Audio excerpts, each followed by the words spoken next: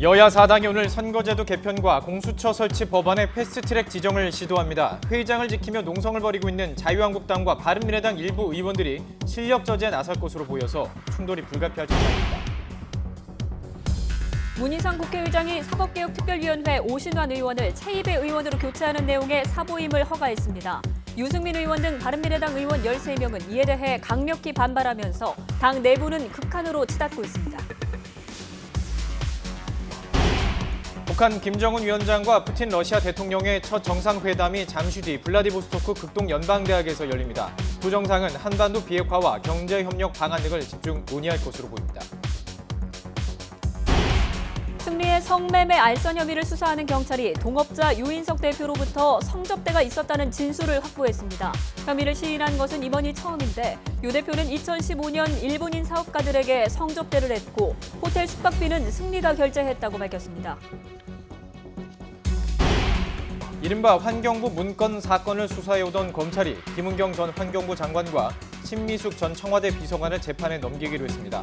검찰은 이들에게 직권남용과 업무방해 혐의를 적용했는데 두 사람 모두 혐의를 부인하고 있습니다. 김학의 사건의 핵심 인물인 건설업자 윤중천 씨가 검찰에 재소환됐습니다.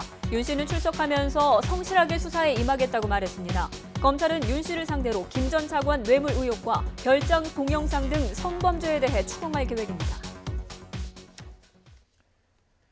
뉴스앤 이슈 2부 시작하겠습니다. 문희상 국회의장이 국회 사법개혁특별위원회 바른미래당 간사인 오신환 의원의 사보임을 허가하면서 자유한국당을 제외한 여야 4당이 합의한 패스트트랙이 초읽기에 들어갔습니다. 다만 오 의원 등 바른미래당의 패스트트랙 반대파와 자유한국당이 거세게 반발하면서 의결 과정이 순탄치 않을 것으로 보입니다. 국회 취재기자 연결합니다. 우철희 기자.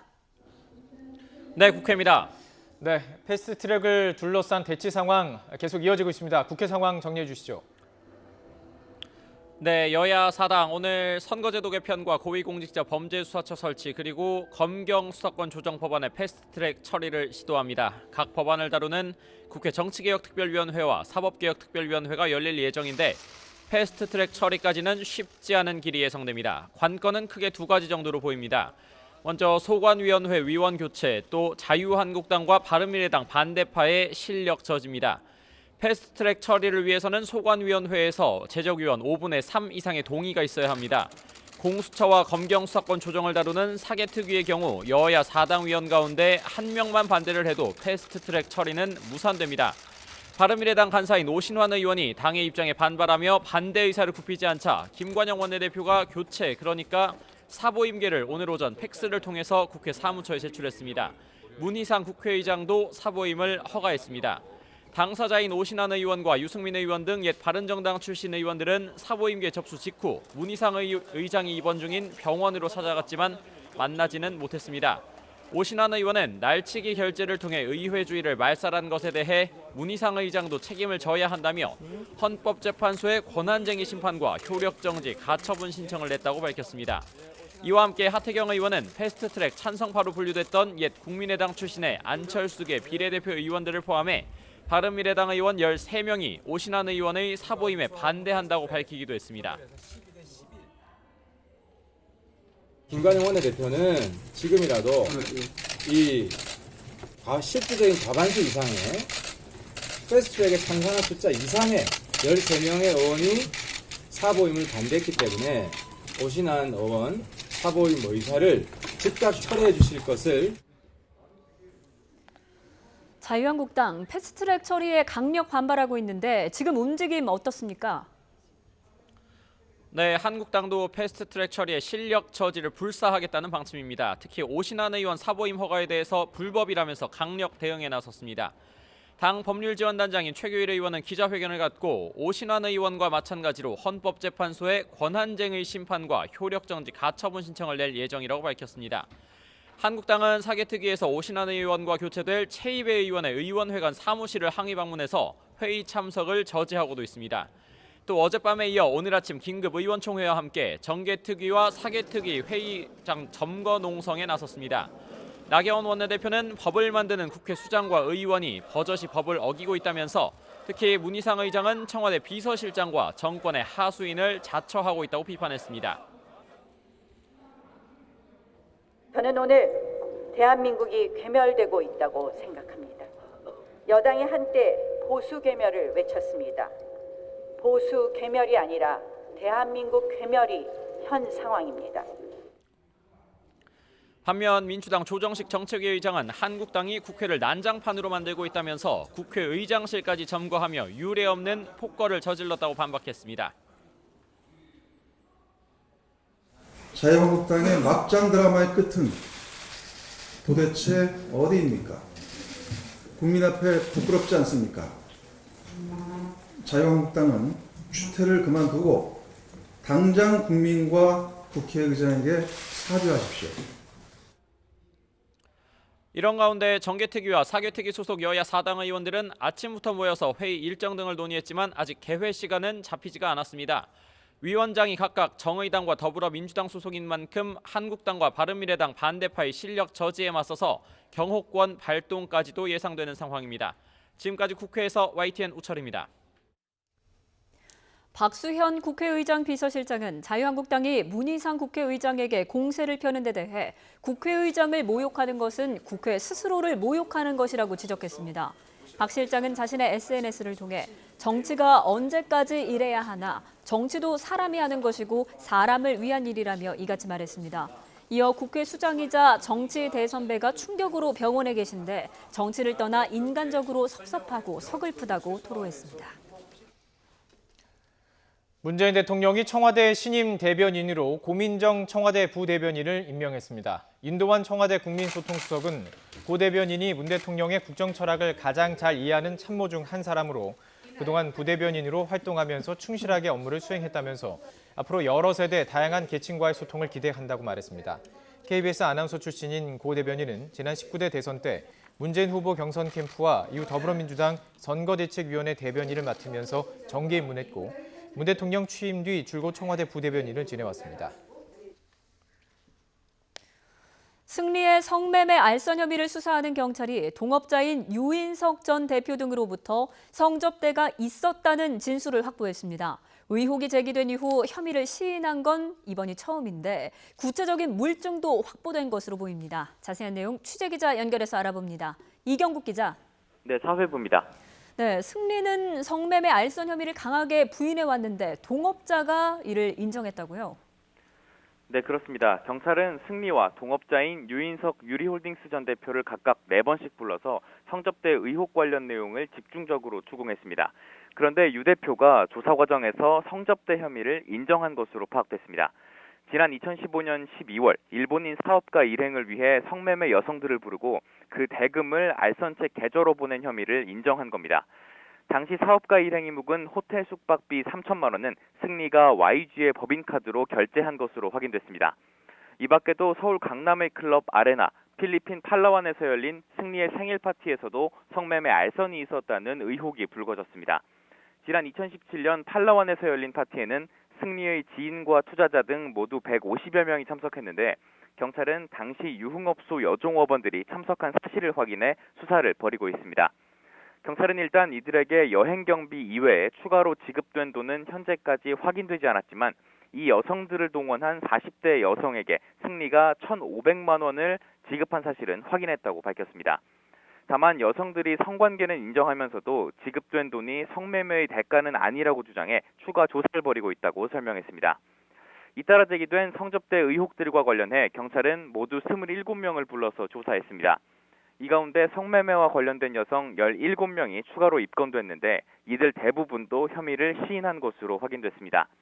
동업자까지 혐의를 인정했지만 승리는 여전히 성매매 알선 혐의를 대체로 부인하고 있습니다.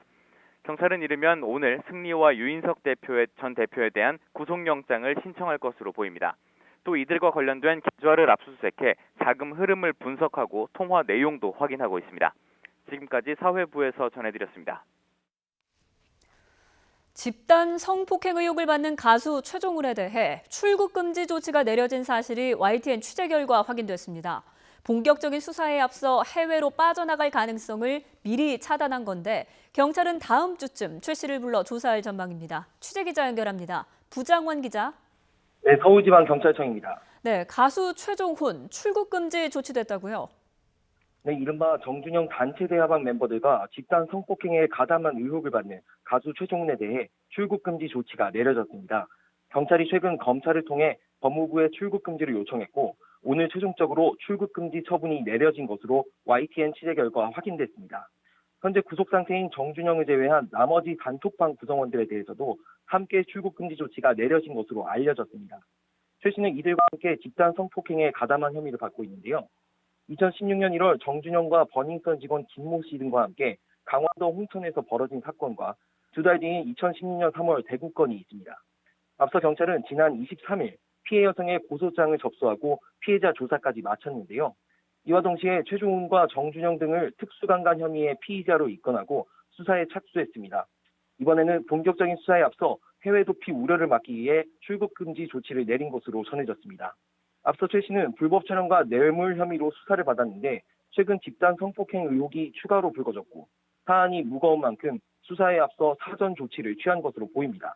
경찰은 현재 두 사건 모두 피해자 조사를 마쳤고 조만간 최종훈과 정준영 등 단톡방 멤버들을 소환해 조사할 방침입니다. 지금까지 서울지방경찰청에서 전해드렸습니다.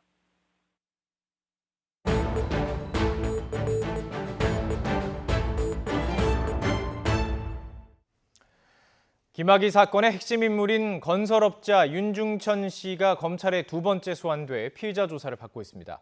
윤 씨에 대한 구속영장이 법원에서 기각된 이후 검찰은 김학의 전 법무부 차관의 성범죄 의혹 수사에 속도를 내고 있는데요. 공소시효 문제를 극복하기 위해서 고심을 거듭하고 있습니다.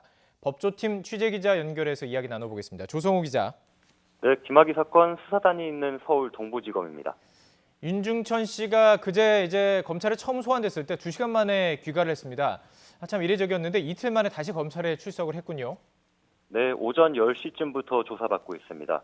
지난 19일 개인 비리 혐의에 대한 구속영장이 기각되고 나흘 만에 처음 검찰에 출석했고 오늘이 두 번째 소환 조사입니다. 예. 검찰 수사단은 윤 씨를 상대로 김학의 전 차관이 연루된 뇌물과 성범죄 의혹과 관련해 추궁할 계획입니다. 윤 씨는 지난 조사 때는 진술 거부권을 행사하면서 검찰에 협조하지 않았는데요. 검찰은 윤 씨가 태도를 바꿔 김 전 차관 의혹과 관련한 의미 있는 진술을 하기를 기대하고 있습니다. 예. 윤 씨는 오늘 변호인과 함께 출석하면서 최대한 성실히 수사에 임하겠다고 말했습니다. 직접 들어보시죠. 지난번에 진술 거부권 행사하셨는데 오늘 수사에 협조하실 예정이십니까? 네, 성실히 수사에 임할 것입니다. 그 김학의 전 차관 관련한 수사에도 협조하겠다고 하셨는데 이 부분에 대해서도 협조하실 겁니까? 최대한 이번 수사에 성실하게 잘 임할 것입니다. 자, 검찰이 성범죄 의혹과 관련해서 새로운 단서를 찾았습니다. 어제 이 시간에 전해드렸는데 자, 수사에 성과를 낼 수 있을지도 관심입니다. 네, 예전에 없던 단서가 나온 건 맞습니다. 검찰이 성폭행 피해를 주장하는 여성과 남성 2명이 등장하는 성관계 동영상 장면이 담긴 사진을 여러 장 입수한 건데요. 예. 어제 이 여성을 참고인으로 조사하면서 촬영 경위 등을 물었고 사진 속 남성들이 김 전 차관과 윤 씨라는 것을 확인한 것으로 전해졌습니다. 문제는 촬영 시점입니다. 검찰은 2007년 11월 찍힌 영상의 캡처본으로 파악했는데 당시엔 특수강간죄 공소시효가 10년이었습니다. 2017년에 공소시효가 완성된 겁니다. 성범죄 증거는 아니지만 익히 알려진 별장 동영상이 찍힌 시점도 2007년인 것으로 검찰은 보고 있습니다. 자, 새로운 증거가 나온 겁니다. 그런데 공소시효가 문제인데 이 공소시효 문제를 극복할 방법이 아예 없는 건가요? 가능성이 아예 없는 건 아닙니다. 현행법에는 성범죄 공소시효를 연장할 수 있는 특례 조항이 있는데요. 예. DNA 등 과학적 증거가 발견됐을 때 검사의 판단에 따라 10년을 늘릴 수 있습니다. 새로 확보된 동영상 사진을 과학적인 증거로 볼 수 있는지가 관건입니다. 때문에 검찰은 이 사진들이 김 전 차관 등의 혐의를 입증할 증거가 될 수 있는지도 검토하는 것으로 전해졌습니다. 현실적으로 가장 큰 난관인 공소시효 문제를 풀기 위해 갖은 노력을 들이는 거로 풀이됩니다. 물론 2008년 이후 일어난 특수강간 범죄를 찾아낸다면 공소시효가 15년이어서 처벌할 수 있습니다. 지금까지 서울 동부지검에서 YTN 조성호입니다. 직권남용과 공직선거법 위반 혐의로 재판에 넘겨진 이재명 경기지사의 결심 공판이 오늘 열립니다. 수원지방법원 성남지원은 오늘 오후 2시 이재명 경기지사의 결심 공판을 진행합니다.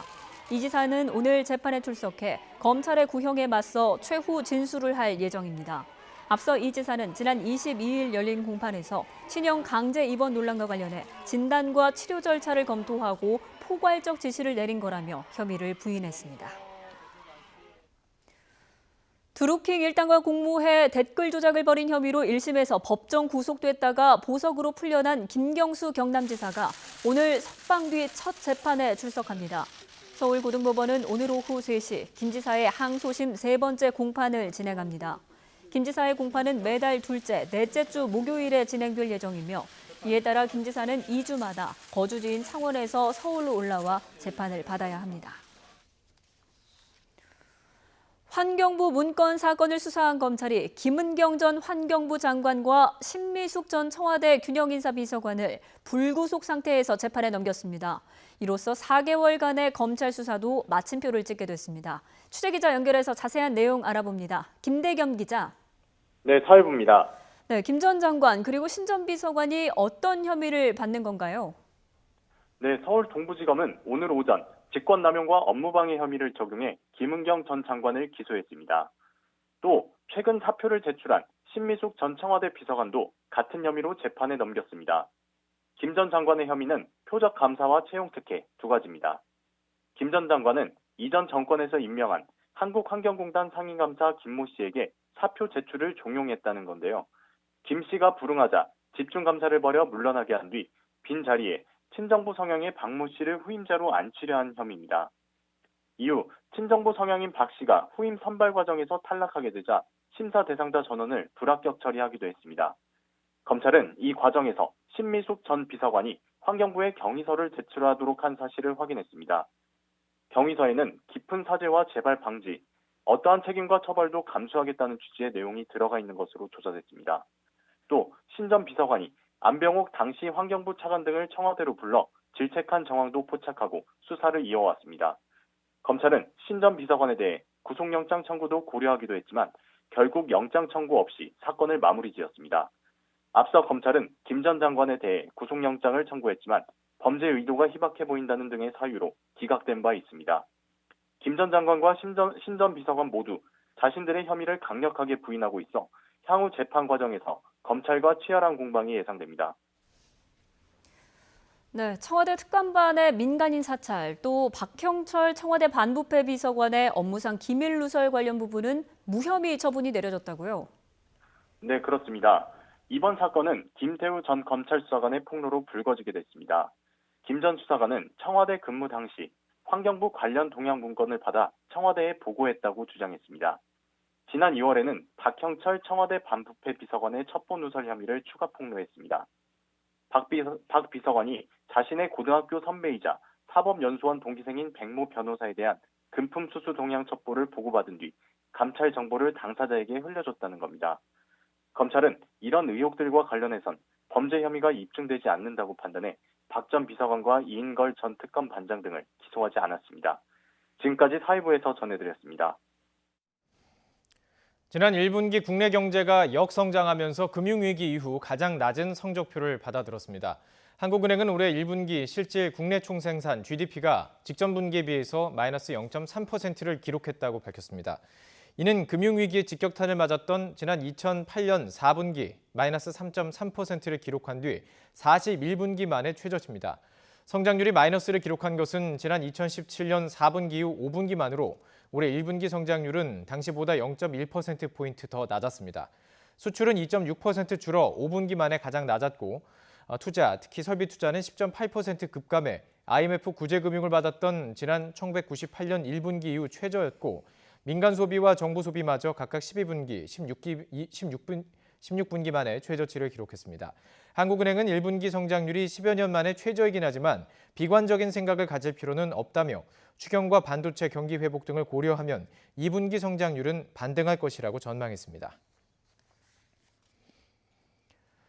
정부는 우리 경제가 올해 1분기 GDP 성장률이 직전 분기 대비 마이너스 성장률을 기록한 것과 관련해서 예상보다 대내외 여건이 더 악화하면서 어려운 상황으로 판단된다고 밝혔습니다. 정부는 오늘 오전 정부 서울청사에서 홍남기 부총리 겸 기획재정부 장관 주재로 긴급 관계장관 회의를 열고 1분기 GDP 감소 등 최근 경제 상황과 이에 대한 대응 방안을 논의했습니다.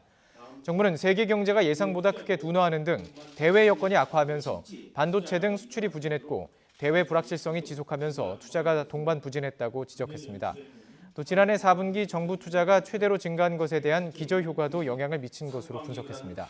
그러나 정부는 2분기 이후 재정조기 집행 효과가 본격화하면 우리 경제가 점차 개선될 것으로 예상된다고 설명했습니다. 지난해 가계지출 금액도 전년보다 감소하면서 소비가 위축되는 양상을 보였습니다. 통계청의 가계동향조사 지출부문 결과를 보면 지난해 한 가구의 한 달 평균 지출 금액이 253만 8천 원으로 전년보다 0.8% 감소했습니다.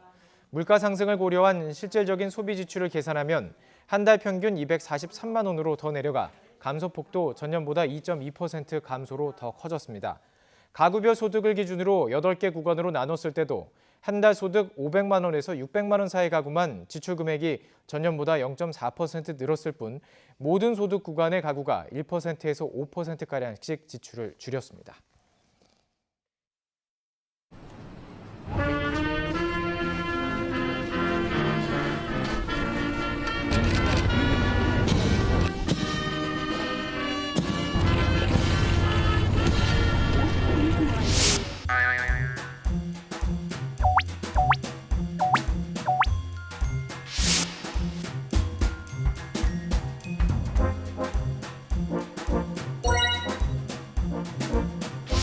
시민들의 뜨거운 환대를 받으면서 이번 방문이 매우 유익하고 성공적인 방문이 되며 또 당신의 대통령과의 만남에서 많은 문제들 의견을 교환하고 이 지역 정세를 안정적으로 유지 관리하고 공동으로 조정해 나가는 데서 매우 유익한 그런 대화를 나눌 수 있는 계기가 될 거라고 믿습니다.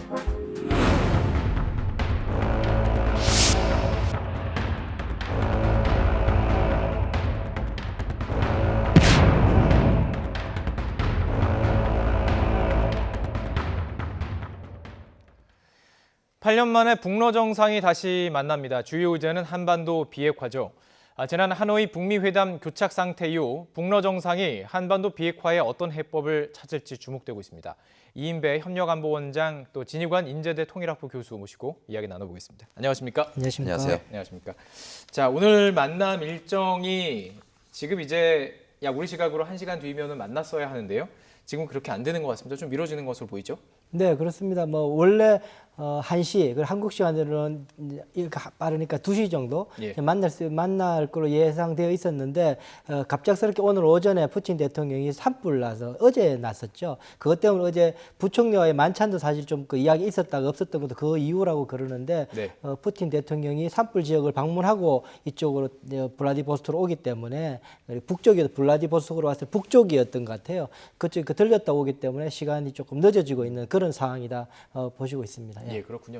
사실 푸틴 대통령은 뭐 지각 외교로 유명한데 이번 회담에 좀 영향을 끼치진 어떻게 않을까요? 어떻게 보십니까? 예. 글쎄요, 뭐 그동안 많은 그런 일들이 있어서 이번에도 또 지각하는 거 아닌가 그런 얘기도 있었는데 어쨌든 그 자연재해 때문에 어쩔 수 없이 시각은 늦춰지는 것 같습니다. 예, 그런 부분은 이제 이해를 하고 이야기를 나눠봐야 될 텐데 이번에도 역시 열차를 타고 왔습니다. 네. 뭐 열차를 이용하는 특별한 의도나 뭐 목적이 있을까요?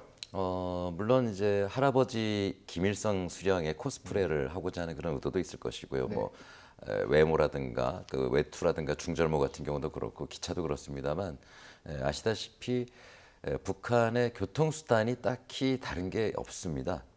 항공기 문제가 제일 심각한데 장거리를 갈 수 있는 대형 항공기는 노후돼서 불안하고요. 일루신 기종이죠. 그다음에 최신 기종이 2015년에 들어온 안토노프 기종이 있는데 그건 작습니다. 소형입니다. 그래서 정상이 타고 다니기엔 사실 격에 맞지 않죠. 그렇기 때문에 안전하게 이동하려면 작은 비행기로 다녀야 되는 그런 어려움이 있거든요. 그래서 별로 모양새가 나지 않기 때문에 어떤 과거를 회상할 수도 있고 그리고 또 김일성 수령의 모습을 인민 대중들에게 다시 선보일 수 있는 뭐 그런 그 기회로 기차를 이용하는 게 아닌가 싶습니다.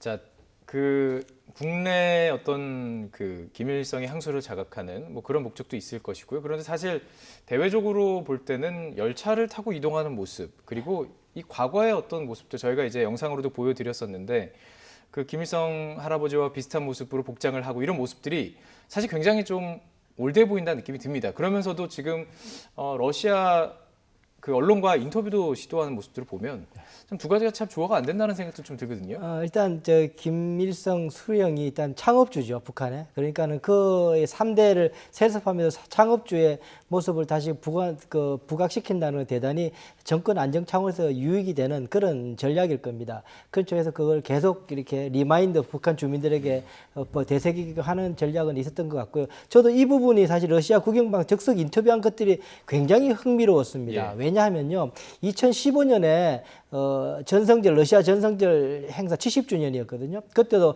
가려고 그랬어요. 김정은 위원장이 가려고 그랬다가 일주일 만에 갑자기 취소를 한 적이 있었거든요.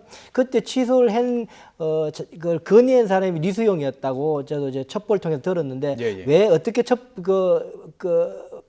반대를 했느냐 하면은 그렇게 많은 곳에 가면은 급작스럽게 의전이 안 될 거다. 최고 전원이 급작스럽게 기자들이 질문하고 여러 가지가 혼선이 있게 되면은 최고 전원이 훼손이 있을 수 있으니까 굉장히 조심스럽다. 그러니 안 가는 게 맞다라고 이야기해서 그때 안 했다라는 거예요. 저는 그런 첩보가 들어본 적이 있었는데 그런데 이번에는 저렇게 즉석에서 바로 기자들한테 하는 거는 꽤 저도 신선한 모습으로 보여집니다. 물론 저거 방송은 이번 일요일 날 러시아 방송에서 방송이 이제 곧 나온다 그러는데 내용은 알 수 없습니다만 저 형식 자체가 대단히 파격적인 그런 모습이었던 건 사실입니다. 진 교수님, 그 공개된 내용들이 이제 짧게 로이터 통신을 통해서 나왔던 내용을 보면 그냥 이렇게 질문을 던졌을 때 질문을 받은 다음에 외워서 한 느낌이 안 들었어요. 처음에는 그냥 뭐 이렇게 좀 생각하는 듯이 하다가 술술술 나오는 모습 보면은 굉장히 자연스럽게 얘기하는 듯한 모습. 하지만 그 담겨있는 내용 같은 것들은 외교적으로 민감한 내용들을 좀 피해가는 느낌도 받았습니다. 어떻게 보셨습니까? 그 인터뷰 장면. 그동안 김정은 위원장이 그 TV 화면 앞에서 발언할 때 내용들 보면 남북 정상회담 때도 그랬고요. 뭘 보지 않고 자신의 생각을 이야기하는 모습들이 이렇게 눈에 띕니다. 그래서 이번 인터뷰도 보니까 여러 가지 자신의 생각들, 머릿속에 담아뒀던 내용들을 이야기하는 것 같은데 외교적인 의제뿐만 아니라 그런 얘기를 했어요. 지역의 안정적인 관리를 위해서 유익한 회담이 될 것 같다 이렇게 얘기를 했습니다. 그런 걸로 봐서는 이번에 큰 의제가 있다라기보다는 물론 비핵화라는 중요한 의제가 있는데 어쨌든 국경을 맞닿고 있는 국가 간의 그런 문제들에 대해서 안정적으로 관리하는 그런 회담도 되지 않겠는가? 그런 내용도 담겨 있었던 것 같습니다. 구체적으로 무엇인가가 저희들이 이제 기대하고 있는 구체적인 내용이 나오기 때보다는 그냥 평범한 이야기들, 뭐 비핵화에 동의한다 이런 종류의 큰 의제들에 대한 얘기가 나올 가능성이 이렇게 큰 거로 보고 계시는 것 같은데요. 자, 그렇다면 좀 구체적으로 들어가 보도록 하겠습니다. 이번에 그 러시아 방문한 수행단의 면면을 보아도 좀 변화가 있었습니다. 이것을 보면은 이 북러 정상회담에서 무슨 이야기가 나올지 저희들이 좀 가늠할 수도 있고 북한 내부의 변화도 저희들이 좀 볼 수가 있는데요. 영상으로 좀 준비를 해봤습니다. 면면을 어떻게 달라졌는지 저희가 준비해봤습니다.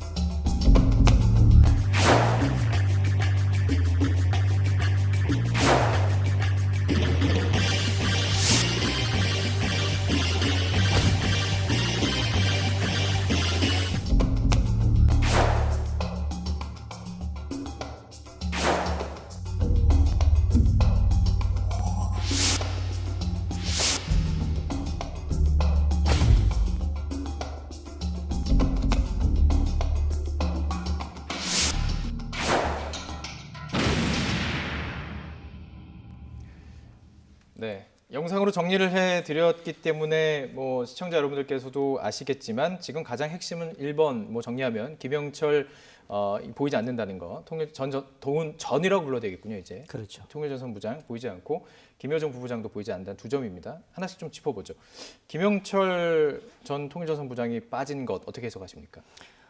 일단 제가 볼 때는 김영철 부위원장이 지금 눈에 안 보이는 것은 그렇게 뭐 신변상에 특별하게 불이익이 있었다고 사실 보일 만한 증거는 없어 보입니다. 왜냐하면 이번에 나오게 된 장금철 통전부장이 들어섰던 그때 사실은 지난번에 그 4월 12일 날 최고위원회 그때 발령이 날 때 그때 사진에 보면은 여전히 김영철 위원장 부위원장은 그 김정은 위원장 바로 뒤에 서서 그것도 테이블에 손까지 이렇게 의자에 손까지 올리고 사진을 찍은 모습이었거든요. 대단히 인상적인 모습입니다. 유일하게 손까지 이렇게 잡고 사진 찍은 모습은 굉장히 자유로워 보이는 그런 모습 보이는 거는 굉장히 중요한 여러 고위 탈북자한테 물어봐도 그건 굉장히 중요한 사인이다. 김영철의 위상을 적나라하게 보여주는 그 사진이다라고 이야기를 하더라고요.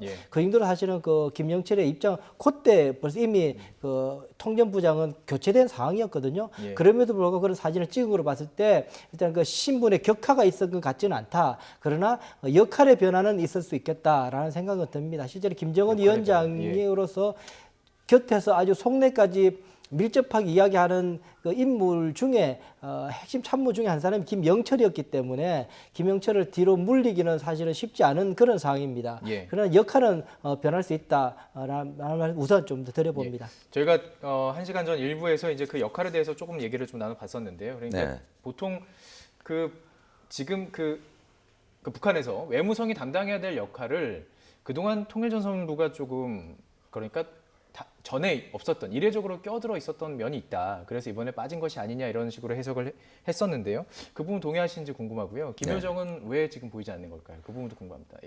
김영철은 그 김정은 위원장 어린 시절 과외 선생님으로 알려진 인물입니다. 그래서 아마 신변에 큰 변동은 없을 거라고 보여지고요.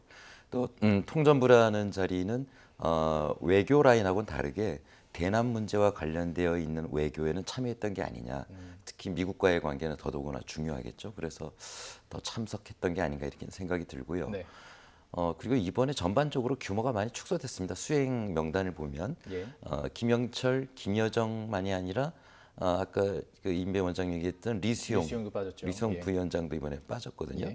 이건 그 전 외무상이었죠. 지금 리영호가 외무상인데 그 이전에 외무상이었습니다. 말씀해 주셨으니까요. 저희가 그래픽으로 좀 준비했습니다. 이번에 지금 동행한 인물들 지금 6명 정도 이렇게 눈에 띄는 인물들만 저희 정리를 했는데요.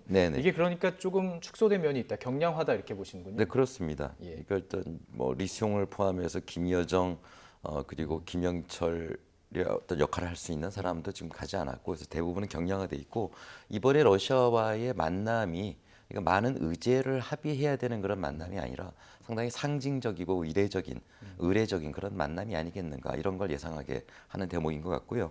지금 수행단을 보면은 김평혜도 그렇고 오수영도 그렇고 경제 부분 전문가들이지 않습니까? 철도 쪽으로 또 생각하시죠? 네, 그렇습니다. 그래서 북한하고 러시아가 어떤 경제 부분에 대한 어떤 그 의제가 분명히 있는 것. 로 보이고요. 그다음에 리영길 군 총참모장이 간 걸로 봐서는 아마 지금 예상하고 있습니다만은 극동 태평양 함대의 어떤 시찰이 있지 않을까 그렇게 예상되고 있는 것 같습니다. 알겠습니다. 지금 그렇다면 경량화했던 이유에 대해서는 이제 지 교수님께서는 뭐 이런 이유, 지금 특별한 의제가 없기 때문에라고 말씀해 주셨는데, 그렇다면 김여정 부부장 같은 경우는 사실 그동안 정말 그림자 수행을 했었습니다. 거의 뭐 김정은 위원장 가는 곳엔 있는 거 아니냐 이렇게 생각을 했었는데도 빠졌습니다.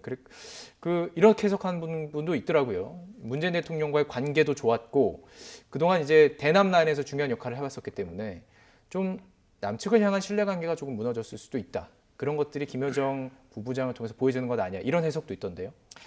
저는 사실은 이번에 김영철과 김여정의 그 등장이 안 된 것에 대해서 중요한 판의 변화가 있을 수 있다는 생각을 저는 좀 하거든요.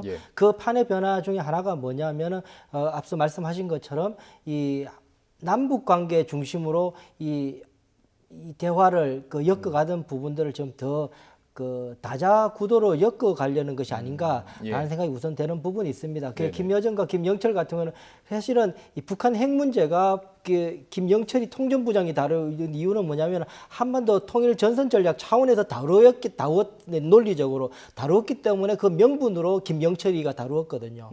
그런데 이제는 이것이 지금 바뀌었죠. 이번에 이영호와 최선희가 전면에 이제 그 사람들이 이쪽 러시아에서 와고 한 이 사람들이 사실은 대미 전문가이기도 한데요. 사실은 이 사람들이 커왔던 배경은 뭐냐면은 육자회담에서 컸습니다. 육자회담 대표가 이영호였고 그때 북미 국장으로서 수행했던 사람이 최선희였습니다. 사실은 이 10년 이상을 육자회담을 통해서 미국과 접촉하면서 했던 인물입니다. 사실은 육자회담이 오랫동안 이루어지지 않은 상황이라서 대미 라인이라고만 알려져 있지만 실제로 실무를 겪었던 그 노하우를 축적했던 시기들은 거의 다 10년 이상을 최선의 이영호는 육자회담에서 했습니다. 저는 그 부분에 저는 좀 주목하는 부분이 있습니다. 더 말씀을 또 앞에 또 하시겠지만 또 어쨌든 이번에 육자회담과 관련된 중요한 분위기가 이번에 무엇보다도 중요한 화두가 될 가능성이 높다라는 생각을 그렇게 본다면은 김여정과 김영철이 굳이 이제는 그 대남 라인이 지금 이렇게 나서기가 그래 입지가 좋지 않은 그런 상황이다라는 생각이 드는 부분이죠. 자, 이 부분은 좀 집중적으로 좀 질문을 드리고 싶은 부분이기 때문에 지 교수님께 여쭤보도록 하겠습니다. 그러니까 지금 통전부가 빠진 것은 그러니까 남과 북의 어떤 지금까지 탑다운 방식으로 내려오고 북미와 이렇게 대화들 하던 과정이 좀 달라질 수 있다. 이제는 뭔가 다자 외교로 러시아 뭐 등등 여러 국가들과 대화를 하면서 이 북한 문제를 풀어보겠다 이런 의도로 읽힐 수 있다는 것인데 그렇게 보십니까? 동의하십니까? 굉장히 중요한 말씀인 것 같아요. 그러니까 그동안 한 1년여 동안 북한이 미국과 담판을 짓기 위해서 트럼프와 2번의 정상회담을 했지 않습니까? 근데 결국 2차 정상회담에서는 합의문을 만들고도 서명하지 못하고 좋은 결과를 못 만들어냈는데 아마 김정은 입장에서는 올해 신년사에서 새로운 길 모색을 얘기했었습니다마는 미국과 담판을 짓는데 한계가 있다면 또 다른 그 협상 카드 지지를 받을 수 있는 러시아나 중국의 도움은 상당히 지금 필요한 시점이 아니냐 그렇게 보이고요. 다만 그 중국은 지금 미국과 무역 분쟁 때문에 중국이 적극적으로 나서기 어려운 측면이 있다고 본다면 지금은 러시아 카드가 북한에겐 굉장히 중요한 시점이다 이렇게 보여집니다. 그래서 앞으로 이게 육자회담으로 갈지 어떨지 모르겠지만 지난 1년간 미국과 북한의 1대1 구도였다면 지금은 적어도 유엔 안보리 상임이사국에 대한 김정은 위원장의 적극적인 외교적 노력이 앞으로 시작되지 않겠나 그런 전망이 가능할 것 같습니다.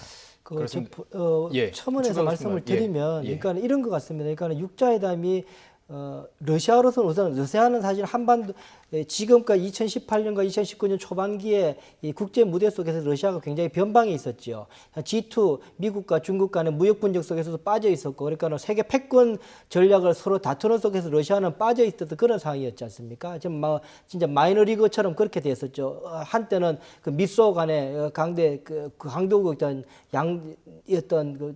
러시아가 저렇게 지금 상황이었는데 지난해 8월에 이제 푸틴이 4번째 집권을 시작했죠. 그리고 6년간 이제 집권을 시작하기 때문에 나름대로 푸틴으로서는 이제 외부적으로 그 영향력을 확대해야 하는 그런 필요가 있는 그런 상황입니다. 그런 속에서 그러면은 그 메이저리그로 진출하기 위한 러시아의 방법이 무엇이 있을까라고 봤을 때 경제적으로도 별로 좀 좋지 않은 상황이고 미국하고 지금 그 경제가 안 좋기 때문에 미국하고 군비 경쟁을 할 수도 없는 상황이고 그런 상황이 되면은 가장 쉽게 진출할 수 있는 부분이 한반도 문제, 특히나 북한 핵 문제에 대한 입장을 보임으로 인해 가지고 메이저 중앙 무대로 나설 수 있는 중요한 기회가 될 수 있습니다. 그래서 지난해부터 푸틴 대통령이 김정은 위원장의 초청을 계속 해왔었죠. 그렇지만 김정은 위원장이 받지 않았었죠. 그런데 그 한반도 문제에서 그러면 러시아가 입김을 낼 수 있는 방법은 양자 구도는 아닙니다. 러시아는 전통적으로 다자 구도를 좋아합니다. 그러다 보니까는 다자 구도로 끌고 가서 어쨌든 러시아가 참여하려고 그런 것이 있다라는 생각이 들고요. 북한 쪽에서 보면 이럴 겁니다. 지금 올해 양자 구도 속에 그 북미 정상회담을 해왔고 남북 정상회담을 해왔고 또 북중 정상회담도 있고 양자 속에서 북한을 중심으로 여러 행위자들을 만나면서 이렇게 협상을 해왔는데 한계를 느꼈다는 생각을 좀 사실은 좀 하게 됩니다. 그럼 이게 그 북한이 얘기했던 새로운 길. 그래서 제가 볼 때 계속 이런 식으로 북미 관계를 끌고 가게 되면은 핵에 대한 그야말로 큰 양보가 있지 않으면은 미국과 다시 만날 수 없다는 생각을 하게 되는 상황이고 그런 상황이 그렇다고 계속 거절하게 될 경우에는 상황은 점점 악화될 것이고 상황을 관리하면서 대화 무도를 계속 갈 수 있는 방법이 무엇일까 했을 때 육자회담이라는 틀 속에서 집어넣고 그냥 미국과 직접적인 압박은 희석시켜내면서 대화 무도는 계속 연결시킬 수 있다. 그렇게 된다 그러면 말을 갈아타는 거죠. 그 북미 협상 구도에서 육자회담 구도로 말을 갈아타면서 대화는 지속시키면서 핵 포기 압력은 희석시키는 전략일 가능성이 높다라고 저는 보고 있는 거죠. 자, 그렇기 때문에 아마도 러시아 측에서도 회담 직전에 육자회담 재개를 원한다 이런 얘기를 했을 것인데요. 지금 속보가 들어왔습니다. 푸틴 대통령이 극동 연방대학교에 도착한 것으로 지금 보입니다. 예정된 시각보다는 분명히 늦어졌습니다. 산불 수습 과정에서 이제 회의도 주재하고 그런 과정에서 약 기자들의 추측으로는 40분 정도 그리고 대부분 한 2시간 정도는 늦어지지 않을까로 예상을 했는데요. 지금으로 볼 때는 그렇게 늦어지지는 않은 것으로 보이죠. 네, 네, 그렇습니다. 예, 급하게 지금 와서 잠시 뒤면은 예정된 북러 정상회담이 열릴 수 있을 것으로 보입니다. 원래 예정대로라면 오찬 이후에 이제 확대 회담, 한 4시간 정도의 회담이 예정이 돼 있었는데 4시간을 다 지킬 수 있을까요? 아니면 조금 줄여서 하게 될까요? 그 식사를 하는 그러니까 그 업무 오찬과 겸해서 예. 정상회담도 하고 확대 정상회담도 해야 되기 때문에 네. 적어도 서너 시간은 충분히 소요되지 않겠나 그렇게 보이지고요. 네. 지금 뭐 여러 번 초청받았지만 이제서야 대면하는 거 아니겠습니까? 예. 그래서 첫 만남이기 때문에 그렇게 빨리 끝나지는 않을 것 같다. 예. 몇 시간의 회담으로 이어질 가능성이 높지 않겠나 이렇게 알겠습니다. 보여집니다. 자, 조금 전에 하던 이야기를 조금 더 질문을 드리고 싶습니다. 방금 이인배 소장님께서 설명해 주신 부분도 있고 최선희 부장이 지금 전면으로 나오는 느낌이 좀 있습니다. 네. 부부장이 최선희 부상이 사실 강경파로 분류되지 않지 않습니까? 김영철 전 전선부장이 굉장히 강경파로 분류되기 때문에 그렇기 때문에 조금 더 이게 좀 유화 제천 아니냐 이런 해석도 있던데 그건 동의하십니까? 예. 글쎄요, 뭐 강경파인지 아닌지는 저희가 알 길이 없는데요. 예. 근데 최선희는 매우 독특한 인물입니다. 예. 이번에 정치국 위원이 됐죠. 당 중앙위원회 위원도 되고 후보연도 거치지 않고 됐단 말이에요. 이런 경우는 매우 이례적이거든요. 그리고 지난 하노이 회담 때도 기억하시겠습니다만 회담이 결렬된 이후에 새벽에 리용호 외무상하고 같이 기자회견을 했잖아요. 거침없이 얘기하던. 근데 예. 외무상하고 제1부상이 아니고 그 당시엔 부상이었어요. 최선희가. 네. 그러면 2등급이나 이렇게 차이가 나는데 같은 테이블에 앉아서 기자회견을 했고요. 기자회견 이후에는 최선희가 외신 기자들에게 김정은 위원장의 심기에 대해서 얘기를 합니다. 이번 회담이 결렬된 것 때문에 김정은 위원장께서 의욕을 상실할까 봐 걱정된다. 심기를 얘기를 해요. 네. 심기를 얘기할 수 있는 사람들은 저희가 볼 때는 북한을 그동안 공부해온 사람들이 볼 때는 그건 김정은의 혁명 가계가 아니고선 가족이 아니고선 하기 힘든 이야기입니다. 예. 그리고 이번 최고인민회의 인선 과정들을 놓고 봤을 때 최선희는 최영림 전 내각 총리의 의붓 딸로도 알려져 있습니다만 어떤 집안의 사람을 위탁해서 기른 걸로도 지금 알려져 있거든요. 예. 그래서 김일성 혁명 가계의 가족일 가능성이 매우 높지 않겠는가. 뭐 이런 추측이 가능할 정도로 예. 매우 파격적이고 대단히 중요한 위치에 있다. 그리고 지금 형식은 제1부상입니다만 아마 예. 외무 라인 중에는 가장 힘 있는 그런 위치에 있는 사람이 지금은 최선희로 봐야 되지 않느냐. 예. 뭐 그런 추측도 가능할 것 같습니다. 그렇다면 지금 사실 대미 협상 특별 대표로 나왔던 김혁철 지금 대표가 지금 특별 대표가 안 보입니다. 그렇다면 앞으로 이 대미 협상 라인에서 이 최선희 부상이 이걸 담당할 가능성 꽤 높게 보시는지요? 예. 그러니까는 앞서 제가 말씀드린 것처럼 이것이 이제 직접적인 대미 협상이 될지 아니면 더 큰 틀에서 다자 협상에서 대표가 될지는 조금 더 두고 봐야 되는데 예. 전 후자 다자 협상 라인으로 갈 가능성이 좀 높아 네. 보인다라는 이제 여러 가지 정황들이 예. 좀 그렇게 보이는 부분이 있고요.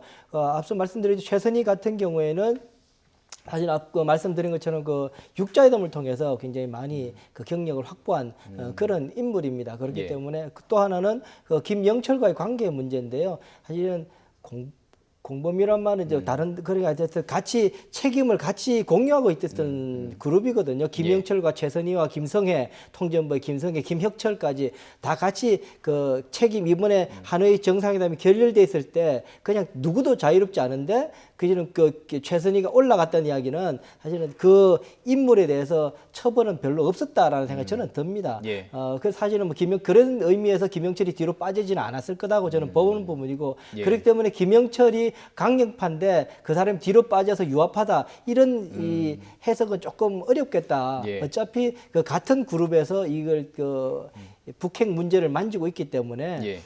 계속 그렇게 갈 가능성이 높다. 예전에도 보면은 강석주 같은 경우에 30년 이상을 계속 부상으로 있으면서 여기 부성으로 있으면서 네. 한 사람에게 북한 핵 문제는 여러 사람이 안 만집니다. 예. 북한 핵 문제를 한번 만지게 되면 계속 그 사람이 만지는 경향이 있어서 그거는 이 체제의 존망과 관련되어 있는 문제이기 예. 때문에 예. 여러 사람이 만지질 않거든요. 그렇다면 계속 그 그룹이 만질 가능성이 높다라는 생각이 예. 듭니다. 자, 개인적으로 사실은 이 움직임이 잠시만요. 저희가 지금 계속 현장 모습들을 보여드리고 있는데 조금 전에 푸틴 대통령이 도착한 듯한 모습이 보여졌고요. 지금 이 시각 현재 큰 대통령이 탔을 것으로 보이는 이 차량이 움직이는 것들이 감지가 되고 있습니다. 이 시각 회담장의 모습도 저희가 지금 방송으로 보여드리진 않았지만 저희가 영상으로 확인할 수 있었는데요. 도열해 있는 그 군인들의 모습이 더 경직돼 있는 모습, 더 긴장한 모습들을 봤을 때, 네, 지금 현장 모습 보고 계신데 아직 푸틴 대통령의 모습이 확인되지는 않은 것으로 보입니다. 조금 전에 내렸을지 회담장 안으로 들어갈지, 네, 보이는군요. 네, 내려서 이제 회담장으로 들어가는 것 같습니다. 네, 푸틴 대통령 지금 현지 시각으로는 1시간 빠르죠. 그러니까 지금 11시 35분 정도가 될 것이고요. 우리 시각으로는 12시 35분에 지금 도착을 했습니다. 오찬을 하고 회담을 이어갈지 아니면 바로 회담을 이어갈지 어떻게 보십니까? 바로 회담을 이어질 수 있을까요? 먼 길을 아마 다녀온 걸로 알고 있는데요. 상페테르부르크까지 갔다가 네. 블라디보스토크 와서 또 산불 진화 과정을 또 보고요. 아마 업무 오찬으로 바로 이어지지 않겠나. 시간적으로도 그러네요. 지금 예, 업무 점심시간이라. 오찬 네. 통해서 이야기를 나누고 그리고 기자분들이 예측했듯이 대략 40분 정도 40분 지연돼요. 정도 딱 늦었네요. 거의 딱 맞는 것 같습니다. 현장에서 아무래도 보는 것이 현장 분위기를 보면 파악할 수 있을 테니까요. 푸틴 대통령 치고는 어떻게 보면 서둘러 왔다라는 느낌이 좀 들고요. 이제 그렇습니다. 오찬 회담을 갖고 단독 회담을 가진 이후에 이제 확대 회담을 갖게 될 것으로 보입니다. 관심입니다. 이번에는 뭐 공동 성명이 없다고는 하지만 사실 뭐 푸틴 대통령도 항상 이렇게 예고된 대로 행동하는 대통령은 아니지 않습니까? 어떤 뭐 본인에게 유리한 것이 있다면 발표할 가능성도 있지 않을까요? 미리 사전에 이야기해서 이렇게 공동 합의문이 나오지는 않을 것 같습니다. 예. 푸틴 대통령의 스타일은 이 정상회담을 할 때 보면은 굉장히 분위기가 드라이합니다. 네. 그래서 아주 이렇게 우리 김정은 위원장 같은 경우에는 좀 감성적인 말을 꽤 많이 하지 않습니까? 우리 네. 남북 정상회담 때도 그렇고 그렇게 하는 편이지만 푸틴 대통령은 거의 그런 말 농담이나 그런 말 하지 않습니다. 표정도 별로 변하지 않고 그냥 쭉 현 상황에서 이야기하고 이것이 중요하다. 그렇기 때문에 이런 거에 대해서 우리가 합의가 필요하다. 쭉 그렇게 이야기하는 스타일이어서요. 네네. 아마 그런 스타일이 좀 있어서 이번에도 그렇게 뭐 합의문에 이미 이야기한 바가 있어서 예. 합의문이 나올 가능성은 저는 낮다라는 생각은 들고요. 예. 그럼에도 불구하고 여러 가지 전략적으로 여러 가지 이야기들은 내밀한 이야기를 할 가능성은 높죠. 예. 체제 안전에 관한 문제, 비핵화에 관한 문제, 예. 북러 간의 경제 협력, 당장은 어려울지라도 미래의 협력 가능성에 관한 문제들에 대해서는 뭐 여러 가지 이야기를 하게 될 것 같습니다. 예, 이제 얘기를 좀 나눠보죠. 지금 정리해 주신 부분들이 있습니다. 북러 양자 관계 그리고 한반도 비핵화, 지역 협력 문제입니다. 그 중에서도 저희가 가장 관심 있는 건 이제 한반도 비핵화 관련해서 이야기를 나눠야 할 텐데요. 지금 저희가 정리해 본 내용대로라면 북한의 지금 러시아 정상과의 만남은 매우 중요하다는 것은 모두 알 수 있습니다. 러시아도 알고 있을 거고요. 네. 그렇다면 이 비핵화에 대해서 러시아 측의 입장은 어떨까요? 이게 사실 민감한 부분이 미국과의 관계도 있고 사실 러시아도 지금 제재를 받고 있지 않습니까? 지금 물론 이제 러시아도 핵을 갖고 있는 나라긴 합니다만 네. 북한도 지금 뭐 비핵화 의지를 밝히고 있습니다만은 북한이 핵무기를 가지고 있는 것을 반기는 나라는 한 나라도 없죠. 러시아도 마찬가지고 중국도 마찬가지입니다. 비핵화 의지는 북한만이 아니라 러시아도 마찬가지로 갖고 있기 때문에 김정은 위원장과 만났다는 얘기는 그런 것들을 확인하는 자리가 될 거라고 보여지고요. 그렇다고 한다면은 김정은 위원장이 요청할 수 있는 것은 러시아와 중국이 비핵화를 요구하지만 지금 상황에서는 북한에 대한 제재를 완화시켜야 된다라는 입장도 가지고 있거든요. 여기에 아마 이번 만남의 방점이 있지 않겠나 싶습니다. 왜냐하면은 유엔 안보리 결의안 마지막 나온 결의안이 2397호 결의안을 보면은 거기 28항에 나와 있는 내용이 그렇습니다. 제재를 하는데 앞으로 북한이 더 도발을 하게 될 경우에는 제재를 강화할 것이고 그렇죠. 도발하지 않고 준수할 경우 안보리 제재 결의를 준수할 경우에는 수정하거나 이 제재를 수정하거나 중단하거나 폐기할 수 있다는 게 28항에 나와 있어요. 북한의 주장이기도 하고요. 지금. 북한의 주장이기도 하고 예. 러시아와 중국의 주장이기도 합니다. 그러나 지난 1년 동안은 러시아와 중국이 미국과 북한과의 이 문제를 풀다고 한다면 완벽하게 풀 수가 있기 때문에 1대1 구도를 놔뒀었는데 만약에 이게 제대로 풀리지 않는다면 이제는 러시아나 중국이 전면에 나설 가능성이 분명히 있다. 예. 그렇게 본다면 앞으로의 유엔 안보리에서의 논의의 구조는 기존과 많이 달라질 것 같다. 예. 이런 것들에 대한 변화를 김정은 위원장은 상당히 촉구하지 않겠는가 그런 생각이 듭니다. 이인배 원장께서 지적해 주신 그래서 육자회담 다자구도로 가는 것이 지금 말씀해 주신 그 부분 때문에 설득력을 받는 부분인데 사실 제가 우려스러운 부분은 사실 과거의 핵협상 과정에서도 미국과 북한이 단판을 짓다가 결국 육자회담으로 가서 그 다음에 흐지부지 되지 않았습니까? 이번에도 동일한 일이 반복될 수 있을 가능성도 있지 않을까요?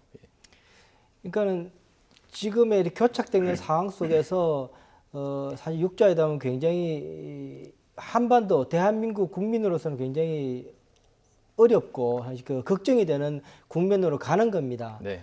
그렇기 때문에 육자회담이 되게 되면 분위기는 좋습니다. 대화 분위기가 여전히 가기 때문에 분위기는 좋아서 마음적으로는 편할 수 있는데 속으로는 자꾸 골마 들어가는 거죠. 핵 문제 해결의 시간들은 늦어지게 되고 계속 북한의 핵 활동은 여전히 그냥 이루어질 수 있는 가능성이 높아지는 것이고 네. 그런 상황이기 때문에 마지막 기회라고 하던 이 북한 핵 문제 해결의 시간들이 점점 더 그 기회의 문은 닫혀져 갈 수 있기 때문에 걱정되는 그런 부분이다. 그럼에도 불구하고 러시아로서는 이 육자회담 구도가 굉장히 이익이죠. 육자회담에 3개 패널이 있지만 그중에 하나가 패널이 뭐냐면 그 동북아 다자안보 평화 체제는 네. 의장국이 러시아입니다. 네. 그걸 통해서 동북아에서의 여러 새로운 국면으로의 돌파가 필요한 부분이죠. 푸틴 대통령은 지금 회담장으로 들어갔고요. 이 시각 북러 회담장의 모습도 저희들이 보내드리고 있습니다. 아직 이곳으로 지금 두 정상을 확인할 수는 없는데요. 확인되는 대로 저희들이 현장 그 모습 전해드릴 수 있는 대로 가능한 선에서 다 전해드리도록 하겠습니다. 자, 지금 이제 다자 구도로 북한에서 이제 얘기했던 새로운 길이 조금은 보이는 것 같습니다. 물론 아닐 수도 있지만요. 추정하는 과정 속에서 합리적인 추론으로 볼 때는 그것으로 보이는데 미국이 지금 러시아를 관계 속에서 지금 김정은 위원장이 방문하기 전에 비건 대표가 러시아를 방문했어요. 네. 지금 이것을 가지고 미국에서 좀 경고한 것 아니냐. 지금 일괄적인 핵 협상을 해야 되는데 러시아에서 뭐 단계적으로 나온다거나 북한 측을 힘을 실어주지 마라 이런 경고를 한 건 아니냐 이런 해석 나오던데요. 서로 경고할 위치는 아니라고 보이시고요. 예. 부탁을 하러 갔을 수는 있겠죠. 근데 스티븐 비건이 이번 얼마 전에 모스크바를 다녔습니다만 지난 하노이 회담 직후에도요. 당시 스티븐 비건은 이제 대북 정책 특별 대표지 않습니까? 또 마크 램버트가 특별 부대표입니다. 동아태담장 차관보인데 마크 램버트는 하노이 회담 끝나자마자 베이징과 모스크바로 가거든요. 간 이유는 그겁니다. 왜 서명을 하지 않았는지에 대한 설명을 하러 갔고 가서 한 이야기를 저희가 들어봤을 때 북한이 너무 많은 제재 해제를 요구했다. 그래서 안 됐다라는 걸 전하러 갔다고 합니다. 그리고 지난 3월 달에도 스티븐 비건은 유럽을 순방하고 베이징을 갔었고요. 그다음에 이번엔 모스크바를 간 것인데 지금 일반적인 외교에서 정상회담을 하면 합의문을 가지고 서명하는 게 일반적이지 않습니까? 그렇죠. 그러니까 누구나 그렇게 예상하고 우리 전문가들도 지난 2월 달에 다 그렇게 잘 될 거라고들 많이들 봤습니다만 그렇게 안 됐을 경우에는 비핵화를 위해서 과연 미국이 책임을 다하고 있는가에 대해서 주변국에 설명할 그럴 필요가 있는 거거든요. 측의 입장을. 미국 입장을. 그래서 중국과 러시아는 또 유엔 안보리 상임 이사국이고 미국과는 이견이 있는 그런 국가이기 때문에 즉 북한의 제재를 이제 풀어야 된다는 입장을 가지고 있는 나라들이기 때문에 충분히 설명이 필요했을 것이고 이번에 스티븐 비건의 모스크바 방문 역시도 지금 제재를 풀어서는 안 된다는 그런 입장을 강력하게 좀 전달하고 요청하기 위해서 갔을 가능성이 높지 않느냐 그렇게 보여집니다. 자, 이 이후에 지금 시진핑 중국 주석이 북한을 방문할 가능성도 계속 이야기가 나오고 있습니다. 뭐 관련해서도 이야기가 나오겠지만 중국과 러시아를 북한 측에서는 뭐 쉽게 표현하면 자신의 편으로 만들기 원하는 것으로 보이고요.